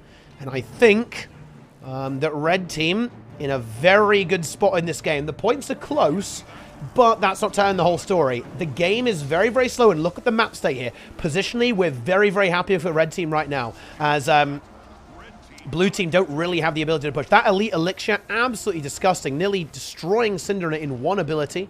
Very fun skill to deal with there. And a really nice counter move there, actually. Getting that kill is just delicious there. However, it looks like it does get revived up immediately. Good revive there by Spree. And looks like Red holding on quite nicely. Boyce lurking around middle. The Thief not going to be able to break through that anytime soon. Blue Team health bars looking very, very low as well. Red Team were able to weather the storm on this node in a fantastic fashion. And I think if we see a kill on the Thief, that might actually kind of end the game. Let's see if Boyce can manage it. Here we go. Yep, they do. Combined with the Thief and the sword buff should get the stomp. Now, I don't think Chunsu can res. Ooh, nice res there, actually. Oh, actually, that was shield buff. Never mind. It wasn't a res. The Signet was not needed to be used. It was, in fact, the shield buff. Chunsu goes for the Signet, but yeah, that's definitely going to get into it. There's so much boon removal and so much CC here that, yeah, that was never going to happen unless on some kind of crazy no-port spot. And yeah, I think that seals the deal here. 3-8-4, 100-point advantage with a kill on the wood. It's the Thief dead as well, which is really important. Health bar's not looking good for blue. That seals it, I think. Chunsu maybe attempts a revival, gets the Signet, but no, there's just too much CC. Not enough stability here for the Guardian. Does have access to that, but yeah, there's no renewed focus. Too low health to go for a revival. That is the end of the game. Yeah, Vindicator 1v1, it doesn't seem to resolve. You can maybe wrestle the node or at least get a decap, it seems, or slowly get some progress to win the node. You can win the node, but it does appear that actually getting a kill is extremely difficult, and that's what you'd expect, right? All of the, you know, all of this stuff here. Salvation. Not delivering value in terms of DPS. In fact, it gives you the opposite. Negative damage. Well, you get reduction. You don't do less damage. You just take less damage. But yes, GG. Red team wins. They keep their tournament dreams alive. Or at least alive. I think both these teams are going to make it. I'd be pretty surprised if one of them got eliminated. The mysteries of Swiss and all that, but they should make it. Yeah, Boyce really got a lot of value this game. 100%. Like, the Untamed was absolute annihilation. Getting some extremely important kills. Boyce definitely a key player in this matchup, I think. Yes, Catalyst is the... Yeah, here's the negative damage, right? Although it's not in PvP. Look, we're safe here. Look. Can you imagine if they put that in PvP too? Spectacular Sphere, negative 10% damage. Woo! Very nice. Untamed better than Soul Beast? Yeah. In fact, one of the reasons why Soul Beast doesn't really see as much play is actually precisely because of Untamed. Untamed is a very similar role to Soul Beast, except it kind of does it better. Yeah. Busto trait. It is a good trait. I mean, I'll give you that. It is a juicy one. Look, seriously, if there are any kind of PvE Ellie fans, when Boon Catalyst actually becomes good in PvE, you guys had better watch out. Because honestly, this trait is a bit of a monster, even in PvE. In PvE, it's obviously amazing, right? Especially that level of access to resistance is very, very fucking tasty indeed. Particularly when, of course, you combine it with protection and, of course, the resolution that you get on Catalyst as well. There's a lot of very, very powerful effects that you get out of Spectacular Sphere. But seriously, when we see Boon Catalyst and PvE actually get buffed to the point where it's good, it's going to be a bit of a monster, actually, simply because of the level of boon access you have. It's pretty unprecedented on that trait. That's a pretty slow game, to be honest. Ooh, we also have Ultra Scuff versus Divinity. Oh, how could I have missed that game? And actually, it's a big one. Goodness me. Zintrix PMA. We have Berserker once again. Stern, Xeon, and Rip going up against Zeolith, Fly, Floody, Gauntlet, and Cabablanca. Here we go. And blue team actually getting back into it. Oh, wow. Oh, it was a back and forth as well. What a game. We actually have blue team getting a surge of kills there at the beginning, but then red team crawling back into it. But now it's blue team looking to make a comeback. Oh, and they actually get a kill on the Stern. That's really, really bad, actually. A triple cap with a kill on Stern. Oh, no. The caster goes, oh, Floody gets obliterated. Those Chronos with the counter kill, but the rest comes through Zeros with a beautiful Signet and has stability to make that work. Floody getting focused on those Chronos are absolutely... They are completely going psycho right now, getting the kill onto Floody. Wow, what a counter kill. And I think that's kind of the advantage of having so much damage, is that you can lose a player and still win a fight because you have the ability to make something happen snappy and not get ground down because you have a low damage output. This is that advantage that we see from this composition from the blue team. That warrior blasting away. Look at this. This extra damage, okay, from Merciless Hammer, the extra damage from Cold Weak, and of course, Stalwart Strength also bringing some extra DPS output with the defense trailer, in addition to the sustain, making this warrior a bit of a beast. And it's 401 to 402. It is a close one. 404, there it is. Blue team pull back into the lead. Fly does go down, though. That's a big opportunity for red. And red actually find the decap, and they actually maintain themselves a 2-point lead because of finding that kill, of course. This is a big one. This is a very, very big one here. 2-point advantage for our red team. But now, of course, we have both players, or rather all players, back on the board for Ultras. Can Ultra take down this team? The team that actually looked to come out of nowhere and take down rank 55 French Worms. Ooh, Rip getting a little bit low. Gornet pushing into this fight. Not super healthy himself, actually. Oh, that gravity wall is disgusting. Oh, that gravity wall is absolutely insane. Is it enough, though? Oh, the Necro is able to get out, but so very low. And Berserker on the hunt. Is there a fear mark available? No, I don't think he can. Oh, the fear ring is actually huge. What a massive fear ring. Shroud in 1 second. I don't believe it. Gornet actually holds on. But it's not enough, I don't think, as we actually see Floody and Fly both actually getting cleaned up. We actually have the counter comeback from the red team. I think these kills should seal the deal. Oh, what a finals we're going to have. What a finals we are about to have. Goodness me. As it happens, there it is. Gornet and Zealith are in the downstate. There's not a lot of recovery here for Floody. He's going to maybe desperately try and go for a far push. The red team, they're nowhere near foolhardily enough to allow a decap at this point. Zealith, he's in position. He's ready to go. He's ready to blast. The man who's had so many second place finishes in the monthly AT. It's absolutely unreal. Could this be the victory? Is he about to get the pumpkin? And boom. Wow. What a game. What a game, actually. Blue team nearly made it work, but in the end, it's just that gravity well. The gravity well from these Chronomancers, that counter pressure, the ability to shove the opponents is absolutely vast. Yeah, we're out of Swiss. Absolutely. That's where we're going now. We're going directly into the next stage. It was 5-round AT. Absolutely stacked tournament, by the way. Wow, this is a crazy tournament. We've got Ultra Scuff, Team Barcode, Team Divinity. Why have they spelled Divinity wrong, by the way? Team Copium. Hideous Hero as well makes it through. Nika Nika Ni as well. That's kind of the Ancient Contenders roster here as well. And Guess. This is kind of like... Isn't Guess kind of Frenchie's...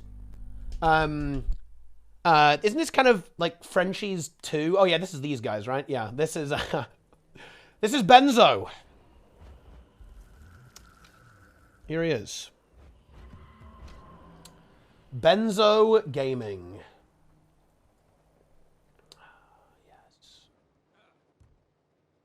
Incredible, guys. Absolutely incredible content. You love to see it. Well, let us get into the game. Let us leap into this matchup here. This one is probably... Yeah, yo, Roy, it's stacked, bro. We should have been casting this one, man. I wish my overlay worked. Unfortunately, my overlay is a bit broken today. I might try it for, like, the final. But, unfortunately, I made some changes to it, and it immediately broke. Which is a bit unfortunate. I think Barcode versus Ultra Scuff. Let's check this out. I want to see Barcode. You know, I want to see this. Because this team, I'm a big Barcode simp. They're a new team, fresh players, right? You know, getting into, like, competitive PvP, right? You know, they're known players, obviously, right? Like, you know, Maya, Demolish. These are known players. Feifei and so on. Enigma, known in the GVG scene. So they're not, like, you know, they're not completely out of nowhere, but, you know, they're new to try-harding, new to playing hyper-competitive. And also, I love to see that. I really do. So I'm a big Barcode fan. I want to see these guys pop off. Let's see if they found something here. Is this triple Vindicator? Yeah, I'm not sure about this. I think maybe Barcode don't have the meta, right? They may not have the comp, to be honest. I'm not a fan of triple Vindicator. It's not enough damage. You know, it's not enough DPS compared to these other comps. And Demolish actually, wait, I mean, he's dead. And Floody, with, you know, this holo build, by the way, this build actually pumps, seriously. This build hits hard as hell, actually, because you get, you know, you got the explosives, and you have tools for the aggressive trait line as well. A lot of Condy Cleanse, damage modifier, quickness, and super speed here, right? All the holo goodness, too, right? And by the way, Crowbar hits like a truck, actually, or Prybar, rather, on Toolkit, actually is a bit of a beast. This build hits really hard, right? It really, really does. It's very, very, it's a very respectable build here coming out from Floody, actually, on Holosmith. But yeah, there you go. He is montaging. Yeah, Floody montage. Yeah, I'm ready for it. Okay, look. Dude, Motor 3, Cran. Let's go. Motor 3, Ultra Scuffed is back. Floody's allowed to play Holo again. I mean, look, that's got to be a sign, right? Flashbang isn't Big Boomer better? In PvE, absolutely. However, Flashbang is really fucking nice. Being able to have CC Basically, the blind here is really nice. Blinding on every dodge roll, essentially, is very tasty. And the daze is also excellent. So the extra control you get from this is really, really nice. Of course, I think some people play with Big Boomer. I think that has been a choice sometimes. But Flashbang is a very, very strong trait. And it's very annoying to play against. Because it's a trait that actually punishes you for doing well, right? Because if you play well, you get dazed. Right, which is obviously very frustrating, right, to play against. Although, you know, Big Boomer, I think, is an option just for more damage. I've seen it played. I think it was more prevalent back in the Nade Hollows days that you'd sometimes play Big Boomer, but Flashbang is a pretty sick trait, to be honest, in PvP. Oh, yeah. Anyway. Oh, hang on, though. Ultra Scuffed actually having a bit of a problem here. I may have spoken too soon. Vindicators... putting in the work, Floody goes down, and yeah, this is Fly, guys. So no gain, just pain. This is Fly, the Ultra Scuffed Thief. Then we have Nado God X, which is Zealith, I believe. Calablanca on the Vindicator. Got it on Harbinger. Gonna switch it up, actually. Ooh, interesting build. Wow, super aggressive build from Gornet. This is going to be tough to survive on. Just like that. Sure, no Death Magic, no Soul Reaping. It's going to be Spite and Curses. A lot of Might generation from auto-attacking with Reaper's Might, even more Boon Corruption with Spiteful Spirit, and Chill of Death too, combined with Curses. It's a bit of a team fight beast in the amount of damage, but it will be a very juicy and soft target for the blue team to actually go for here.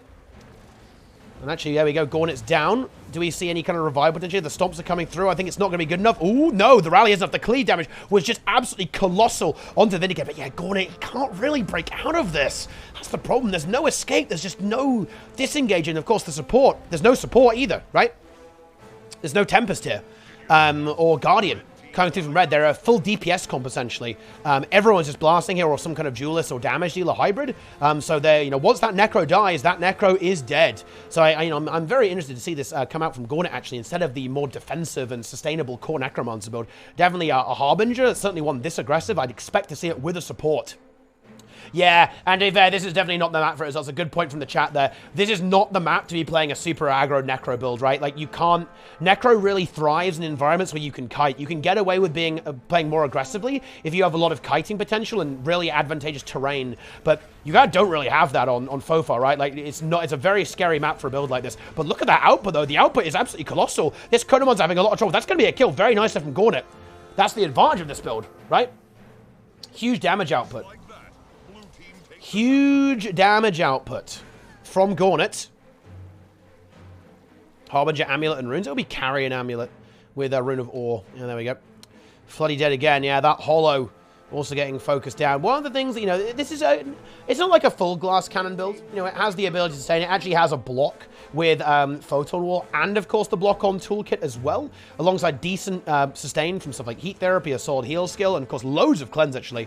Prismatic Converter, and, of course, Mechanized Deployment, really cleansing a lot of conditions on this build, but it is still a relatively soft target. There's no Elixir S here, for example, that you might see in a lot of Hollow builds. It's a fairly soft target, so a very aggressive but quite glassy comp coming out from Red Team. They get a kill onto Maya. I think what Red want, they want a snowball, right? They need to get themselves 2 kills and just go. Oh, they have, of course, it's playing Shield as well. I forgot Shield, guys. How could I forget that?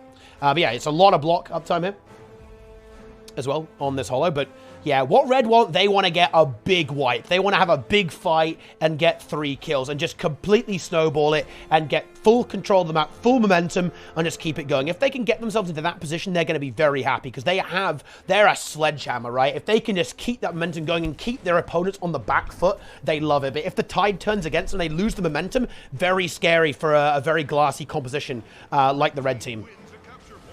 The Chronomancer on blue is Feifei. And it's actually running away right now. Oh, but Floody gets bullied a little bit.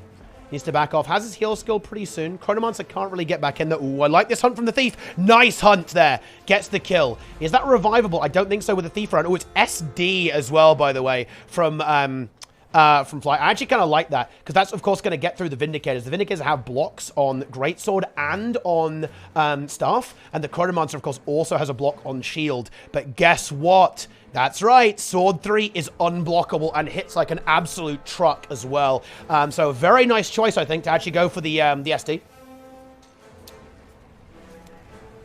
Should be able to kind of, well, and SD Thief, actually, it's one of those, it's kind of a bunker buster build, right? That is what SD Thief is, right? And you can see that, see it doing its work here, trying to break through. And I do like this. Red team, you can see what they're doing here. They're really getting some good momentum. We also have the Thief immediately responding to this. Mesmer is moving over. A Vindicator dies over here. And yeah, I think Ultras, when they get themselves the Waterfall too, gaining full map control. I'm just going to quickly maybe take a look at the other games. Oh, no, we can't see them because the score is bugged, actually. It's bugged in Elimination, which is a bit unfortunate. We actually can't see how these other games are going. But this matchup looking fantastic, actually, for Ultra Scuffed. Nedo got able to get that. Now we're on the triple cap. No, we're not, actually. The decap did come through over here, and Casablanca does end up dying. Gornet moving in to maybe try to attempt a revival with Fly and Gornet. That might be doable. Yeah, Gornet actually doing a great job distracting. Ooh, the Shadowfall, though, is very nice. But the knockback with Rev 2, actually pretty juicy. No, I think they're going to have to give up Casablanca. Yeah, no way. Let us continue this 2v2. One Vindicator also rotating in, so red team has to be extremely careful. I think this is a runaway moment for Gornet. I do not think you can stay here. Yeah, no, he knows it too. He's going to try and get away, but oh boy, that's not going to be easy. Oh, just barely makes it. There we go. Needs to reset combat. Now the respawn from Casablanca is through. That's very good. Oh, wow. Yeah, this Chronomancer having a tough time into that SD Thief. The Thief really breaking through. Of course, the Ecto not helping there. Steel on Thief. Very, very strong into Mesmer. One of the best stolen skills that you can get in the game. And yeah, there's just not... The Chrono is just really struggling. The Aegis, of course, not really that great here to stop the Thief from doing very, very heavy damage output. Okay. Flay trying to hold on here. Tries to turn it around onto that Vindicator. Very nice cutting there by Flood. He kind of baits his opponent into flying off the edge. Retargets the Elite. Ooh, gets a very big burst there. Ooh, that's going to be maybe a kill. Is there another block available? Ooh, the Sword 3 does not really work there, but the Magnet is big. That's a huge Magnet. Pry Bar could be huge. Oh, looks like the Sustain is good enough, though. Blue team get the double cap, but again, red are making the work happen here. I think this Thief should be resable. Yep, it actually is. Thief is back up. Blue team doing a good job here, holding on. They've got to hold this map state for a long time, though. That's the issue. There's still one node against them, so that they only have a single cap advantage. It's going to take a good chunk of time to get back into the mix. That Chrono gets absolutely deleted off the face of the earth. And that, of course, will force Maya to also disengage. Yep. Maya now goes down. That's it. Feifei cleaved out. That's a very good 2v2 for red team. That certainly puts them back in the driving seat. Gornet should be able to bust through here as well, I think. We're going to try and get rid of this Vindicator. Here we go. I think that's perhaps why Gornet thinks that he can get away with this, because there isn't actually a crazy amount of damage output with a triple Vindicator. It's a relatively slow comp. They can't really rotate that fast. So Gornet feels that, you know what, I can kind of afford to be very, very glassy and just punch through all this stuff and do a lot of damage.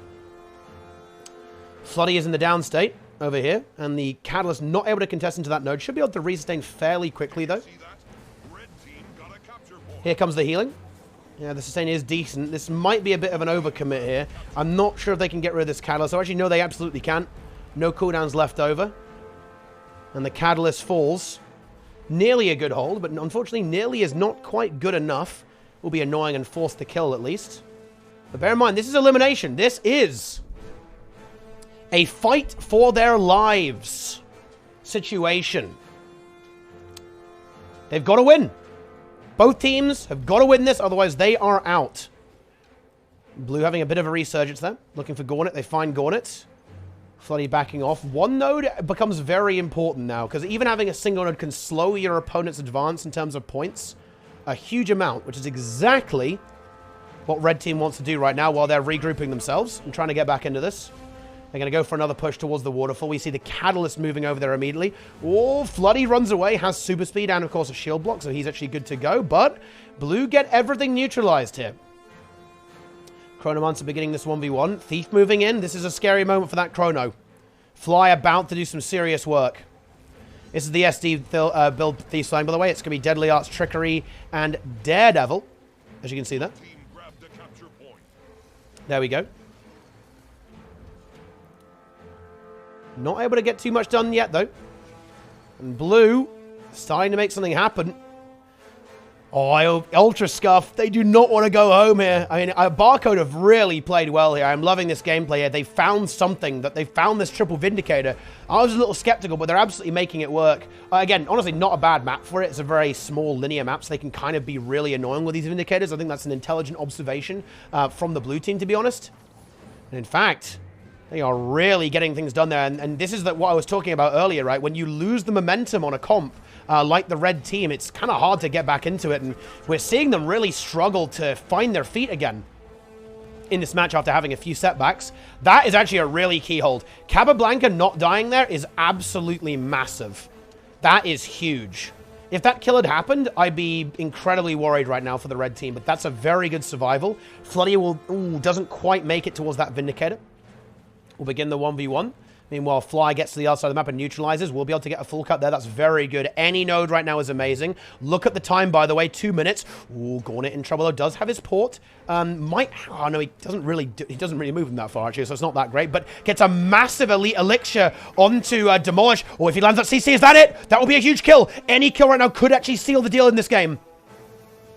Oh, Gornet can't quite get it. The block is too good. But Floody follows up. Do they find that? The dodge is a support for Demolish. Ooh, Feifei died. That's really bad, actually. Because, of course, that gives the waterfall to the red team for free. There's no way they can test that. And the Thief is now freed up towards middle. And red get mid. Ultra scuffed. They're looking good. Okay. Blue team, they've got a minute. No, they don't. They got 30 seconds to make something happen. Can they do it? 30 seconds. Even that might not work. Because look at the scores. Look at the time. They've got a minute and 30 seconds to win this game. To get ahead of their opponents. They need to decap now. They're going to go for it. One last final push.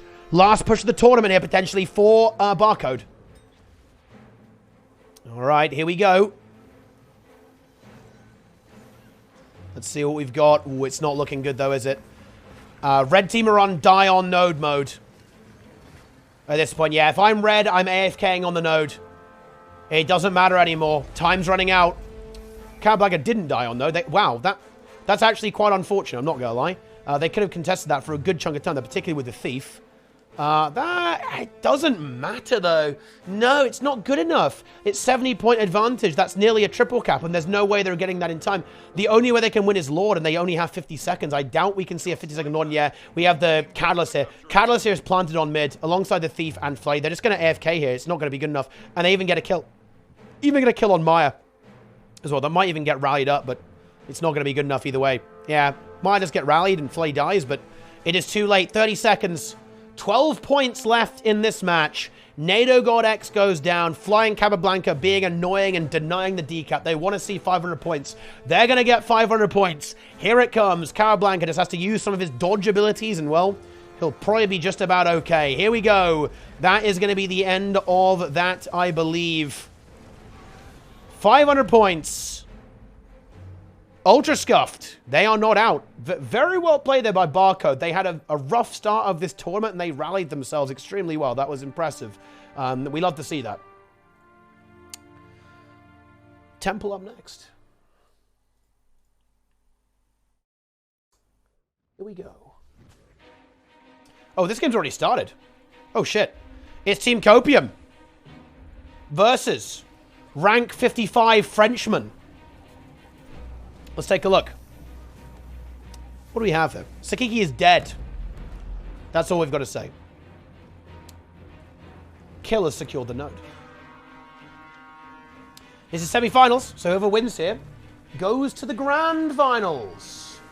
The grand finals, my friends. Oh, yes, indeed. Better prepare yourselves, my friends.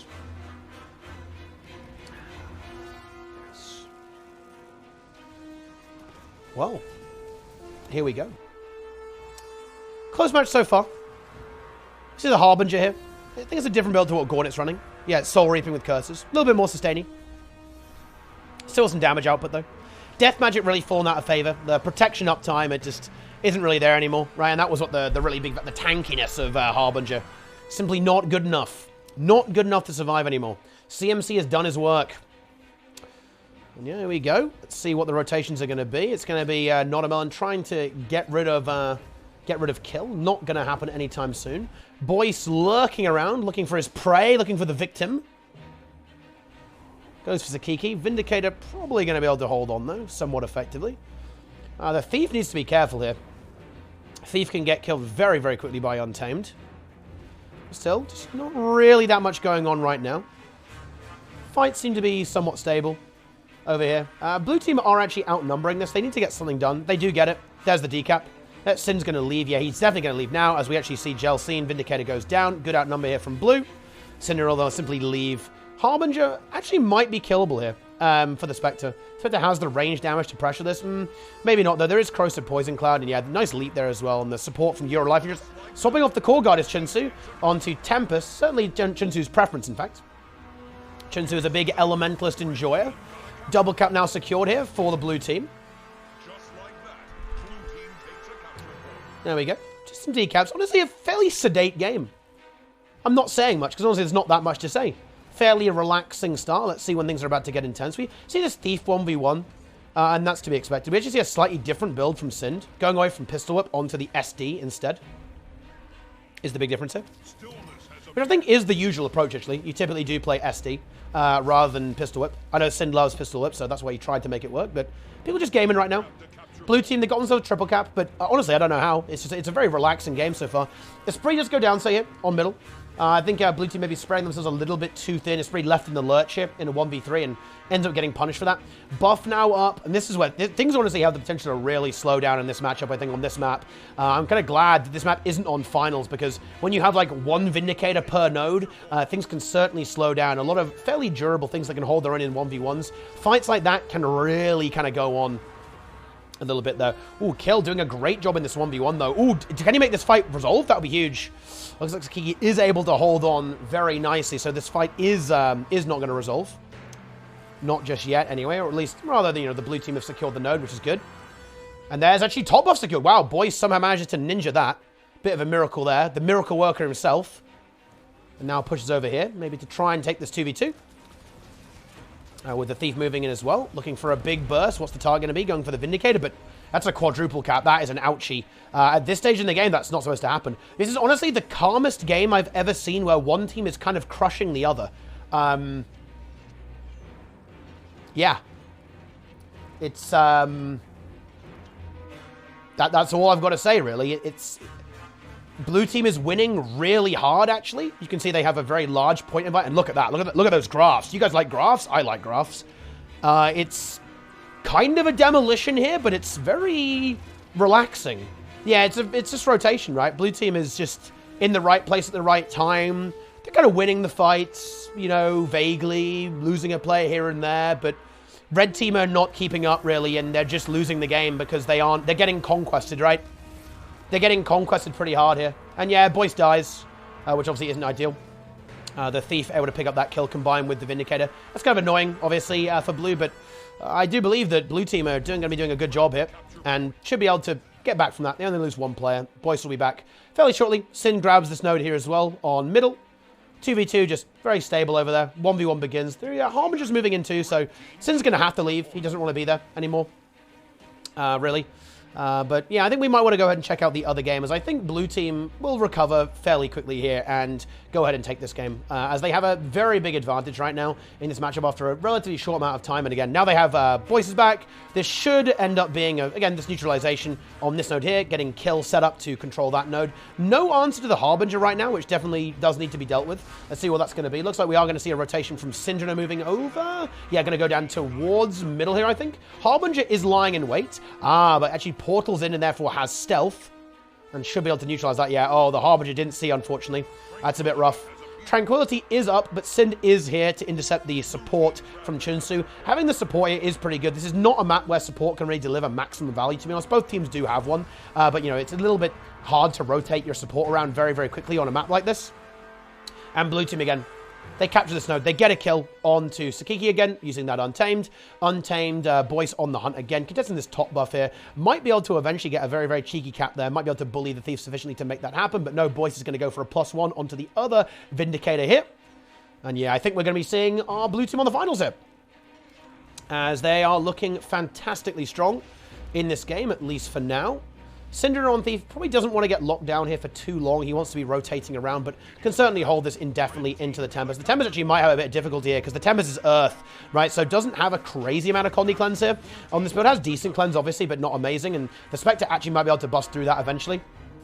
Double cap there for blue, and I think this is going to be GG. Let's go and take a look at the other game.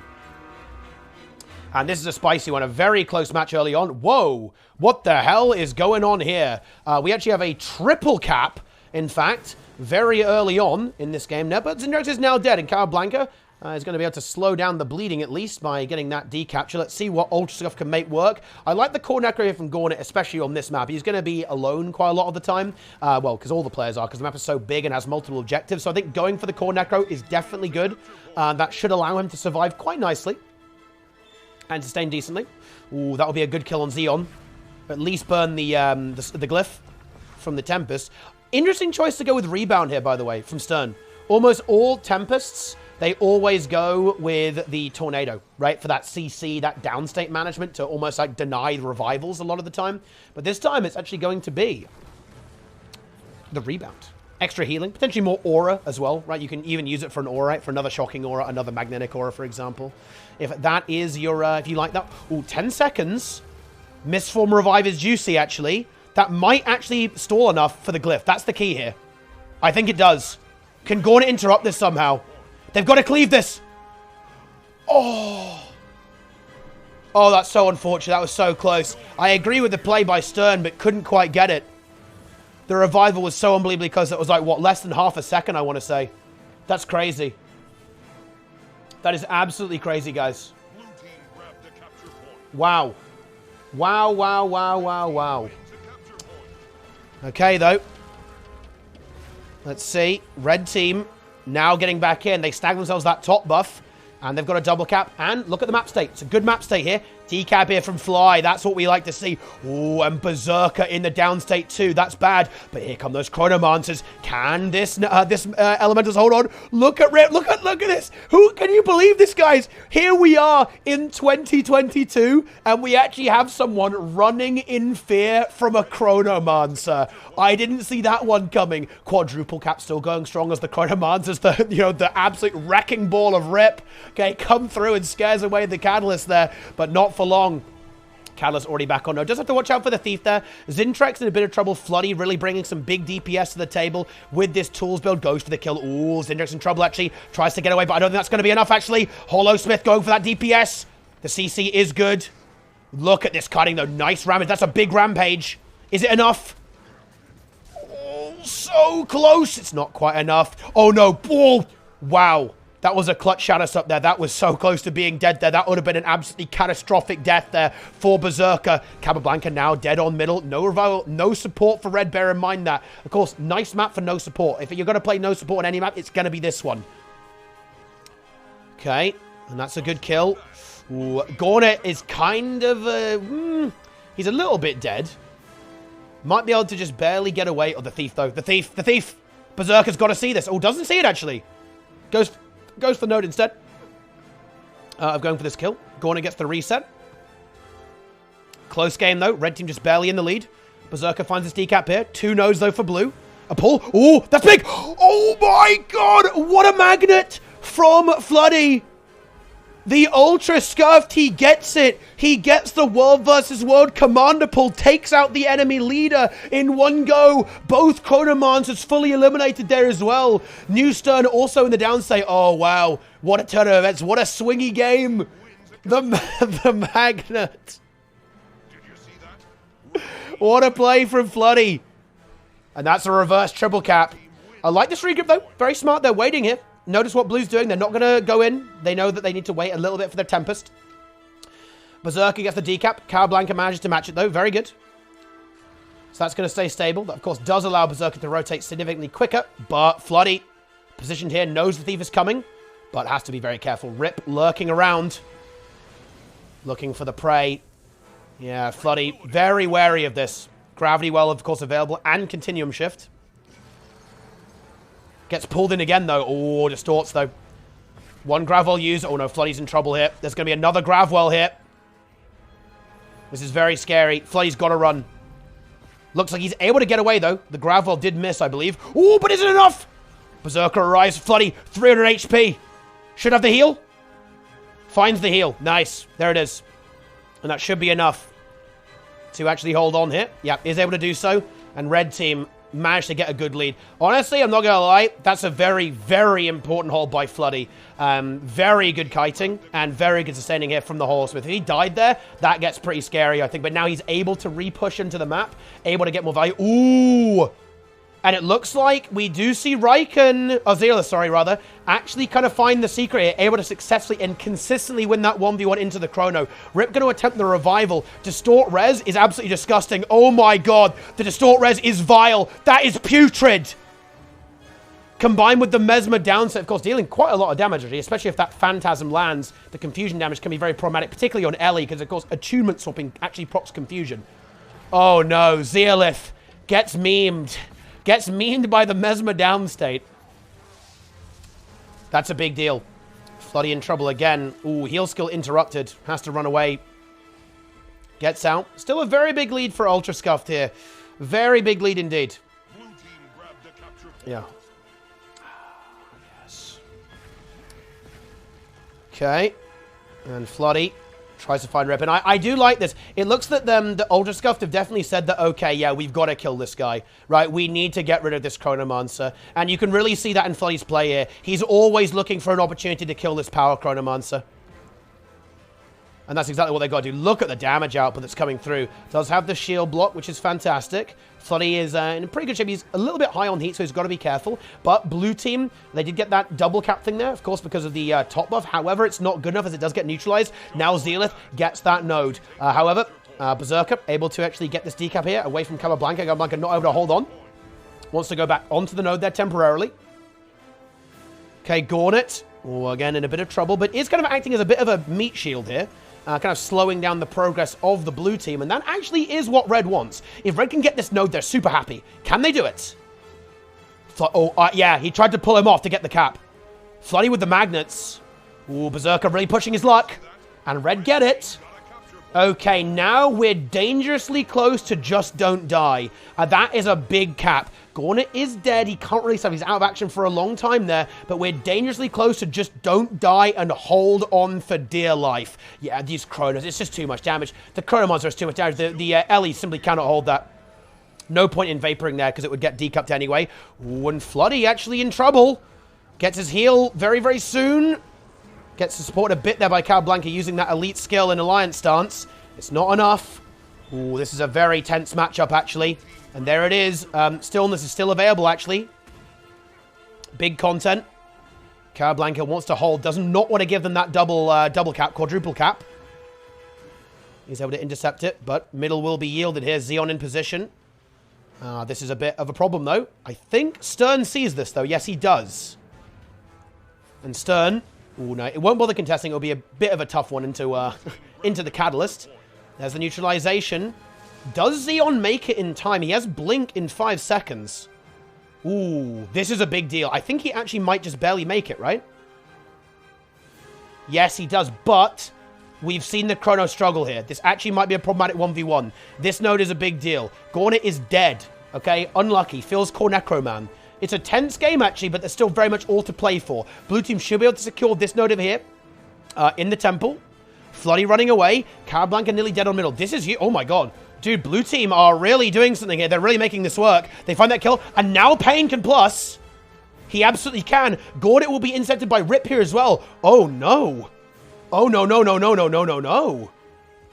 This is a problem. And yeah, this Thief getting trapped here. Fly has been hard locked here on bottom buff for such a long time. They haven't had that rotational power. Gornet manages to capture middle here. But look at this, the Chrono. There it is. Look at that +1. And that's the power of the Daredevil. That spike, instantaneous power damage. You combo it with a damage-dealing side noder, and boom, it's over. This is actually very, very scary. It's going to be a double cap in favor of blue. Red need to make it happen now. Stern holding on against Floody. Here comes the gravel. Ooh, Rip in a bit of trouble, though, actually. The support should be good here from Stern. And yeah, that was a big, almost like re-heal thanks to continual shift. That all that damage disappears in the flow of time. Berserker now moves in 2. Oh no, Floody, he's got nothing left actually. Maybe he's got a tool belt, a block on his shield, but no, he doesn't. He actually overheats or something there, I think. Oh no, he got interrupted somehow. I don't know what happened there.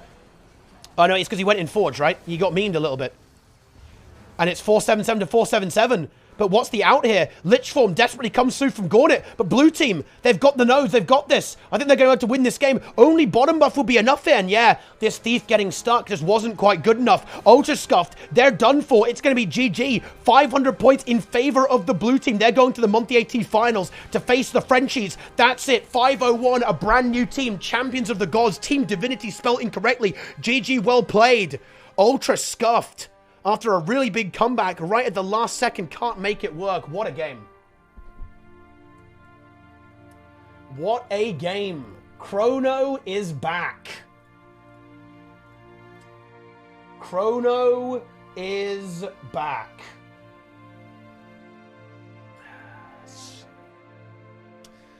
Floody, have to try again next time. Ultra Scuff will have to return again. No crown, no win. That's what they say, guys. That is what they say.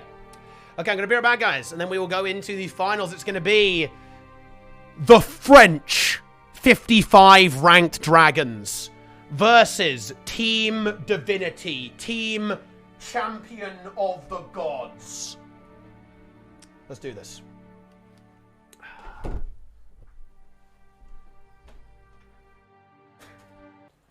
Wow, taking their time. I kind of like this. You know, they're taking a break, getting fresh. Preparing themselves mentally. Let's see if we see some switch-ups. Because bear in mind, you've got to be feeling pretty good if you're Team Divinity right now. Because they already won into 55 French Worms. Let's see if we see any adjustments. We don't see any adjustments. Now, the map is going to be Capricorn. This is a very team fight-oriented map. So winning the team fight here is going to be extremely, extremely important. Now, this actually might be a little scary for the red team here. Because the amount of damage and area pressure that comes out of this team is colossal. Like this gravity well, the massive burst, and boon removal from the Chronomancer. This is actually a little bit scary, I think. Tempest, of course, will be here, providing that fantastic support from Stern. Berserker on Thief Hip. DP. Zintrex, of course, again, is super happy to be in these larger fights. There's a huge amount of area damage. Even has some decent support with Banner of Defense.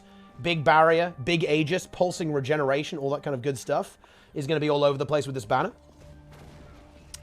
Lots of AoE, lots of crowd control. Of course, boon removal as well, thanks to Spellbreaker. This is going to be a very interesting game. Let's see if what Sinner is doing. He's still going with the Spectre, same as before. Riken going with the Catalyst. I mean, nothing's changed. Tempest. The only big difference here is we actually see Earth Tempest from a spree, and it's Fire Tempest, which runs a slightly different build. You use Mistform, because you kind of need a little bit more, you need more of a defensive ability to handle like the colossal amount of power damage that tends to erupt out of literally everyone these days. Yes, and I definitely saw that one coming. This is expected to me. Sin going for the Daredevil makes sense. I don't think the Spectre was honestly working out that well. Right? I don't think it was that good. Interesting. Bandit's Defense, actually. That is a very unusual pick to see on Thief. This is a block. A very short, relatively short cooldown block that can then chain into a CC. Very interesting. So Sin definitely going to be looking to get around there and blast. Right, and just get some quick kills and kind of trying to assassinate these Chronomancers, right? Oh, look at those counter-gravity wells, oh my god. Massive mobility. We're not beginning a 1v1, but actually already very far behind. Maybe thinking about that Thief 1v1, right? Having that Bandit Sensor an additional thing to kind of block into the Thief here. Also could be the potential. Syndrome gets away, though. Has a good amount of stealth. Quite nice. Meanwhile, we have this 1v1. We have Zintrax into kill. Well, there are no node, though, so not much is going to happen there. Well, Berserker. Oh, no. Oh, my... Dude. Can we nerf untamed auto attacks, guys? Do you see, like, one auto attack, like, remove half his health? Or, like, 1/3 of his health? You know what? I like that. However, Berserker is going to get a good plus hit onto kill. That's going to at least get a decap. But Boyce will be able to grab middle. But Esprit is already dead here. That's not really revival. I don't think Boyce can get that. He's instead going to go over here to try and make this into a 2v2. Meanwhile, Syndrome trying to meme it up here a little bit. Goes over towards middle. But honestly, not a good start. Not a good start for Red. This is huge. This is absolutely massive. Blue team just off to a great start. I think they're on fire. Like this, you know, I can imagine what it's like in Colorado. They're probably like, they're like, you know, they're fucking vibing it out. They're feeling the energy. This is such a big deal. I can almost see it in the way they're playing. They're feeling confident. They're feeling great. They've basically gone 100. They've won every single game they played so far. They've been pumping. They've been blasting. I can see it. They look confident. They look strong. I'm liking this play from Blue so far. They feel like they've got the meta, right? They, you know, they've got Mesmer players, right? You know, specifically Rip. Xeon, I haven't actually seen Xeon play Mesmer much. I think he's played a lot of stuff, though, to be fair to him. So it's not a surprise to see him able to quickly swap onto a Mesmer if needed. But they've found the meta. They've got these new builds. Chrono's come out of nowhere. It's breaking the game hardcore, right? In a good way, though, right? It's, you know, it's breaking the meta wide open.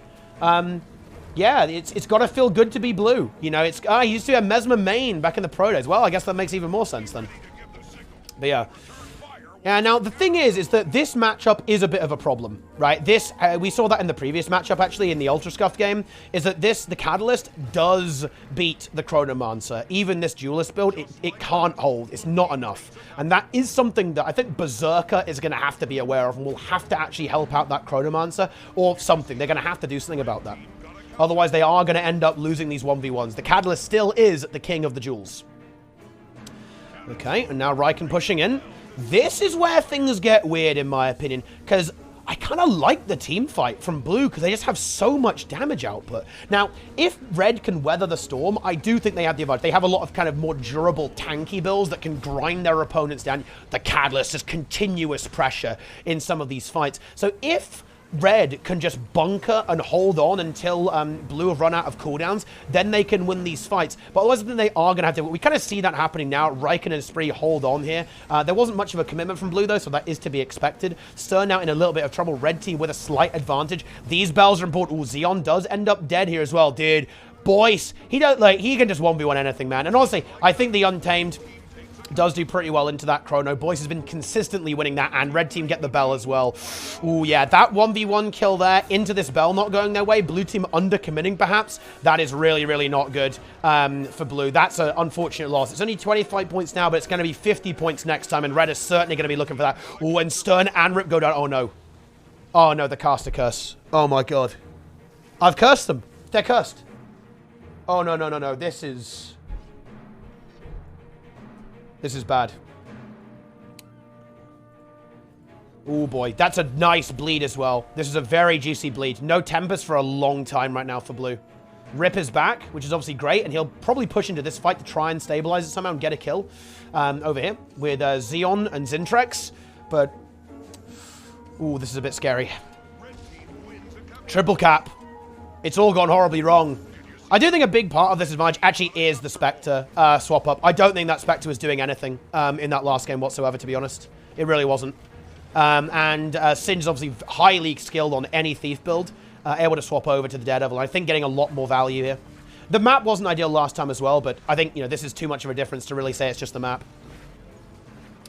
Yeah, good repush here as well. And these Chronos, they really do so much damage. A good revival, though, from a Spree. I guess the Red player back on their feet immediately, and they're going to try and hold on here. They need to be careful. They don't want to get counter-snowballed here, so I think they're going to play safe. I do like this slightly defensive play. They're not committing to the node overly hard. I like that. I want to see them disengage here a little bit, and yeah, just not die, pretty much. And just wait for that next bell. The next bell is where you win, right? If Red get that bell, that's big. Ooh, Red team not able to disengage, unfortunately, which is not ideal. And this is a bad time to die, too. Next bell is coming up in 30 seconds. Red team will get some map control. Syndrome gets the cap here and kill. Still doing very nicely there on the dock. Shoves away... excuse me. Sorry, guys. Shoves away the Thief. And here's the bell. Now, Esprit is back in 10, so he will be able to make it. Ooh, if they could get a kill on Xeon, that would be nice. Sin wants to go for that hunt. With Boyce, that's going to be tough to survive for Xeon. Well, Sin instead going to go for a bit of a decap instead over here, maybe. Instead of coming... Oh, they're going to just give Bell? Ah, they're giving Bell. I actually kind of like that. They know they don't have the support. They can't really take a big fight. They might try and stall it a bit. They do. Very nice decision-making. I'm really enjoying the decision-making from Red here. They didn't commit to the bell early. They're going to try to maybe at least stall it a tiny bit. No, they understand that they can't really hold it. Esprit was not able to get there in time. Ooh, Boyce might pay the price for being a little bit annoying and a little bit stally here. Let's see if he can get away with it. Has the Earth Shield, so should be okay. And damage reduction, of course, from being unleashed. The game isn't over by any stretch of the imagination, by the way. This is certainly not over. No way. It's 100 points with 1 bell apiece. That bell being scored for blue is a big deal. Makes that next bell even instead of fighting from behind or even further behind than they already were. Syndra now getting over to middle. Is going for this middle node here. Xeon, of course, will be repelled. It's going to have to back off. Good decap there by Berserker. We love to see that. We really do. Okay, fantastic. And the map is now neutral, so we're kind of waiting for the next big play. Zintrax probably, Esprit wants to leave. Yep, just leave that 1v1 and then rotate elsewhere. So Red are going to have to be a little bit careful while the Tempest rotates. But actually, hang on a minute. Esprit's going to have to go back because here comes Rip and Berserker. Oh, dear. This is going to be a tough hold. But we have Syndra moving in, but wow. Yeah, ow. That is a bit of an oof. I don't think there was any time to use any kind of like stuff, right? Oh, look at that. Well, yeah, that doesn't really make it better. But it was nice. The Emobe is annoying for Xeon. That would have been insanely sick if the portal was somewhere else, but, I guess you can't, beggars can't be choosers, guys. Beggars can't be choosers. Always trying to just hold these players here for as long as possible. Kill guarding this node on the dock. Next bell in 1 minute. That's going to be probably a big deciding factor of the game. Okay. So let's see. Respawns are now through. Game has restabilized a little bit. Yeah, Riken doing a good job holding here. Through all of this, hasn't been dying. Been a bit of a rock. A very big annoyance here, because again, they've tried to maybe rotate the Chrono away, actually, and have the Warrior 1v1 into that. And Warrior can definitely handle itself quite well into a Catalyst right now. It's one of the better things that can 1v1 the Catalyst. But blue team creeping back into the game. Ooh, a massive burst from Rip takes out Sind. That's big. Bell up in 30 as well. If blue team can snag that bell and hold that double cap, we're back in business. Xeon holding here. Honestly, Boyce will probably be happy in this 1v1, but isn't going to be now, of course, as this allows that kill over there, enables this rotation from the Thief. Double Elementalist does find the decap over here, though. Zintrax and Stern not able to hold that. That's a good thing to have here. That's going to kind of stem the bleeding a little bit. Now, the Vindicator did leave, and that does leave this node open to Berserker. So we may see Berserker go for a decap. Here's the bell. This is the big one. If any team is able to get this, and it's not just perma-stalled, they almost certainly win the game. Let's make it happen. Here we go. Esprit moving in. The support needs to be here, of course. But blue, just so much damage. It's hard for them to hold it. They cannot stay on that. Oh! Blue get it. Yeah, red a little bit slow on the draw there. They weren't able to rotate quick enough. Kill gets Gravwelled. Oh, no! Gets his block, maybe. No, he's getting interrupted. Oh, no. Oh, no. That was catastrophic for red team. What an absolute disaster. They were way too slow on that bell, and they actually get picked off. They fail the disengage as well. This is disastrous. Syndra will be able to probably deny the decap. Of course, all the stealth battles will eventually make it neutral. Boy's still continuing this 1v1, but again, he's not allowed to 1v1 in pieces, of course, as the rest of his team is dead. Riken being super annoying, though, holding this node, continuing this 1v1. Red team now respawning. This will, of course, allow the Vindicator to free up Syndra again. Coming off respawn. But blue, here they come. They're creeping back in. Where's Esprit? Esprit is back off respawn. That leaves Riken and Boyce very exposed. Boyce, though, might be able to disengage. Does have his stun break left over. Is that enough, though, actually? He needs something right now. Here comes Esprit. No greatsword block. This is problematic. Back of that gravity well. Oh, my God. Esprit. Does he have the glyph? He has it, I think. He lands it. But, of course, during that time, there was no support, so Riken takes heavy pressure. Earthshield is now down. Blue team with a double cap. Stern missiles away, takes a very heavy burst from the Catalyst. Good decaps here by Sin. He's going for the full cap. I like that, actually. Meanwhile, Xeon into the Vindicator. Very slow matchup. Oh no, Boyce goes down again though. Not able to get away. The damage from Rip and Pain is simply too much. And Blue get that node back again on the Bazaar. They're holding it. Oh, I don't think either player can really get this node. Maybe the Chrono can eventually. Looks like the Chrono actually can handle this 1v1 fairly competently. Meanwhile, Esprit fighting for his life, doesn't have Earthshield left over. Is there an Obsidian Flesh? There is in 5 seconds. Has to try and chain the evades. Needs to hold on until Obsidian. Can he do it? Gets the Earth Overload. Should be good. Yeah, not bad, not bad. Raik and Esprit getting value here with that 2v3, but Blue nearly back in this 410 to 400. Decap here from Berserker should come through. Sin, yeah, he's not healthy enough to take that. Meanwhile, Kill should be able to grab this node, though, so it will be 1 node apiece again with Red slightly in the advantage. Bell up in 30 seconds. Oh, this is going to get absolutely, completely lunatic mode. This is going to get weird. Yeah, Boyce really wants to force this into the Chrono, but the Chronomancer being very, very problematic. Super annoying with all those blocks. Raikkonen gets onto mid. We'll be able to deny that. Red team slightly ahead right now. 1 node apiece, of course. That does technically put Red team in the win position. Esprit in trouble, though. Getting big focus. Oh, no, Xeon's down. Is there a res from Stern? Does he have it? He doesn't have it, actually. There's no glyph available because he doesn't have the glyph. As he has 3 defensives instead. They get Xeon back up, though. Xeon is back in business. Here's the Bell. Bell ends game one way or the other. This is what it comes down to. Ripping the downside though. Oh my god, Boyce finds that pickoff. Raikkonen holding there very, very nicely. Can they get their kill? Look at that beautiful resistance. Rip finds that, but Stern is so very low here. Does he have anything left? No Earth Shield. Stern goes down, say. That's very, very bad. Can they resist? Berserker gonna go for that res. Vindicator going for the cleave. The res though is actually good from Berserker. What is going on here? Zan trying to cleave it out. The poison is really good on that pet bubble though. Very good. Stern goes to the node. Zinjux going first. They've got to finish this. What is going on? Oh, no. Surely they can't get that revive. Surely not. No, they can't. Yeah, right at the last second, they're giving it a hard attack. And that might actually be really bad for Blue because now they've got no sustain. Raikkonen very, very low. Does he have a heal here? Can he hold on? 300 health. He's in the downstate. Rip is downstate. It's a downstate battle. Zan going for, Boyce going for the cleave. I think they should be able to counter cleave this. Yeah, the Vapor Form might actually save the day here. That should rally Raikkonen. Raikkonen back on his feet. Red team now 462 points to 430. This is getting absolutely wild. Raikkonen go for massive damage. But they're back now with the 2 kills. Stern trying to do it. I like this attempt for the decap by Berserker to try and slow the game down to give his team more time to try and hold on to get back in. Xeon about to fall. Zintrex the last man standing on the Bell. There's no way this can be recovered. I think it's going to be it. The Frenchies. Rank 55 French Dragons. Oh, you can never count them out, can you? An incredible new challenge. An incredible new challenge here from the champions of the gods on Team Divinity. But I don't think it's going to be enough this time. It's their debut, of course. Some familiar faces, but a brand new roster. And an incredible performance, even taking a game off this incredible team in the Swiss rounds. But I don't see a way out for them anymore. Boyce securing it, locking it in. Grabbing the dock there. Still can't concede the Bell, of course. They can't concede that. So Boyce will have to rotate in just to guarantee that. Could be a last second Bell, but yeah, I mean, kills, timer, health bars, it ain't looking good. What an incredible effort. Chronomancer is back on the menu. Chronomancer, Monty 80 Finals, definitely top tier. Chrono is back. Distortion Gaming, and that's it. Syndrano wins it. With the Worms, with the Frenchies. What a finals.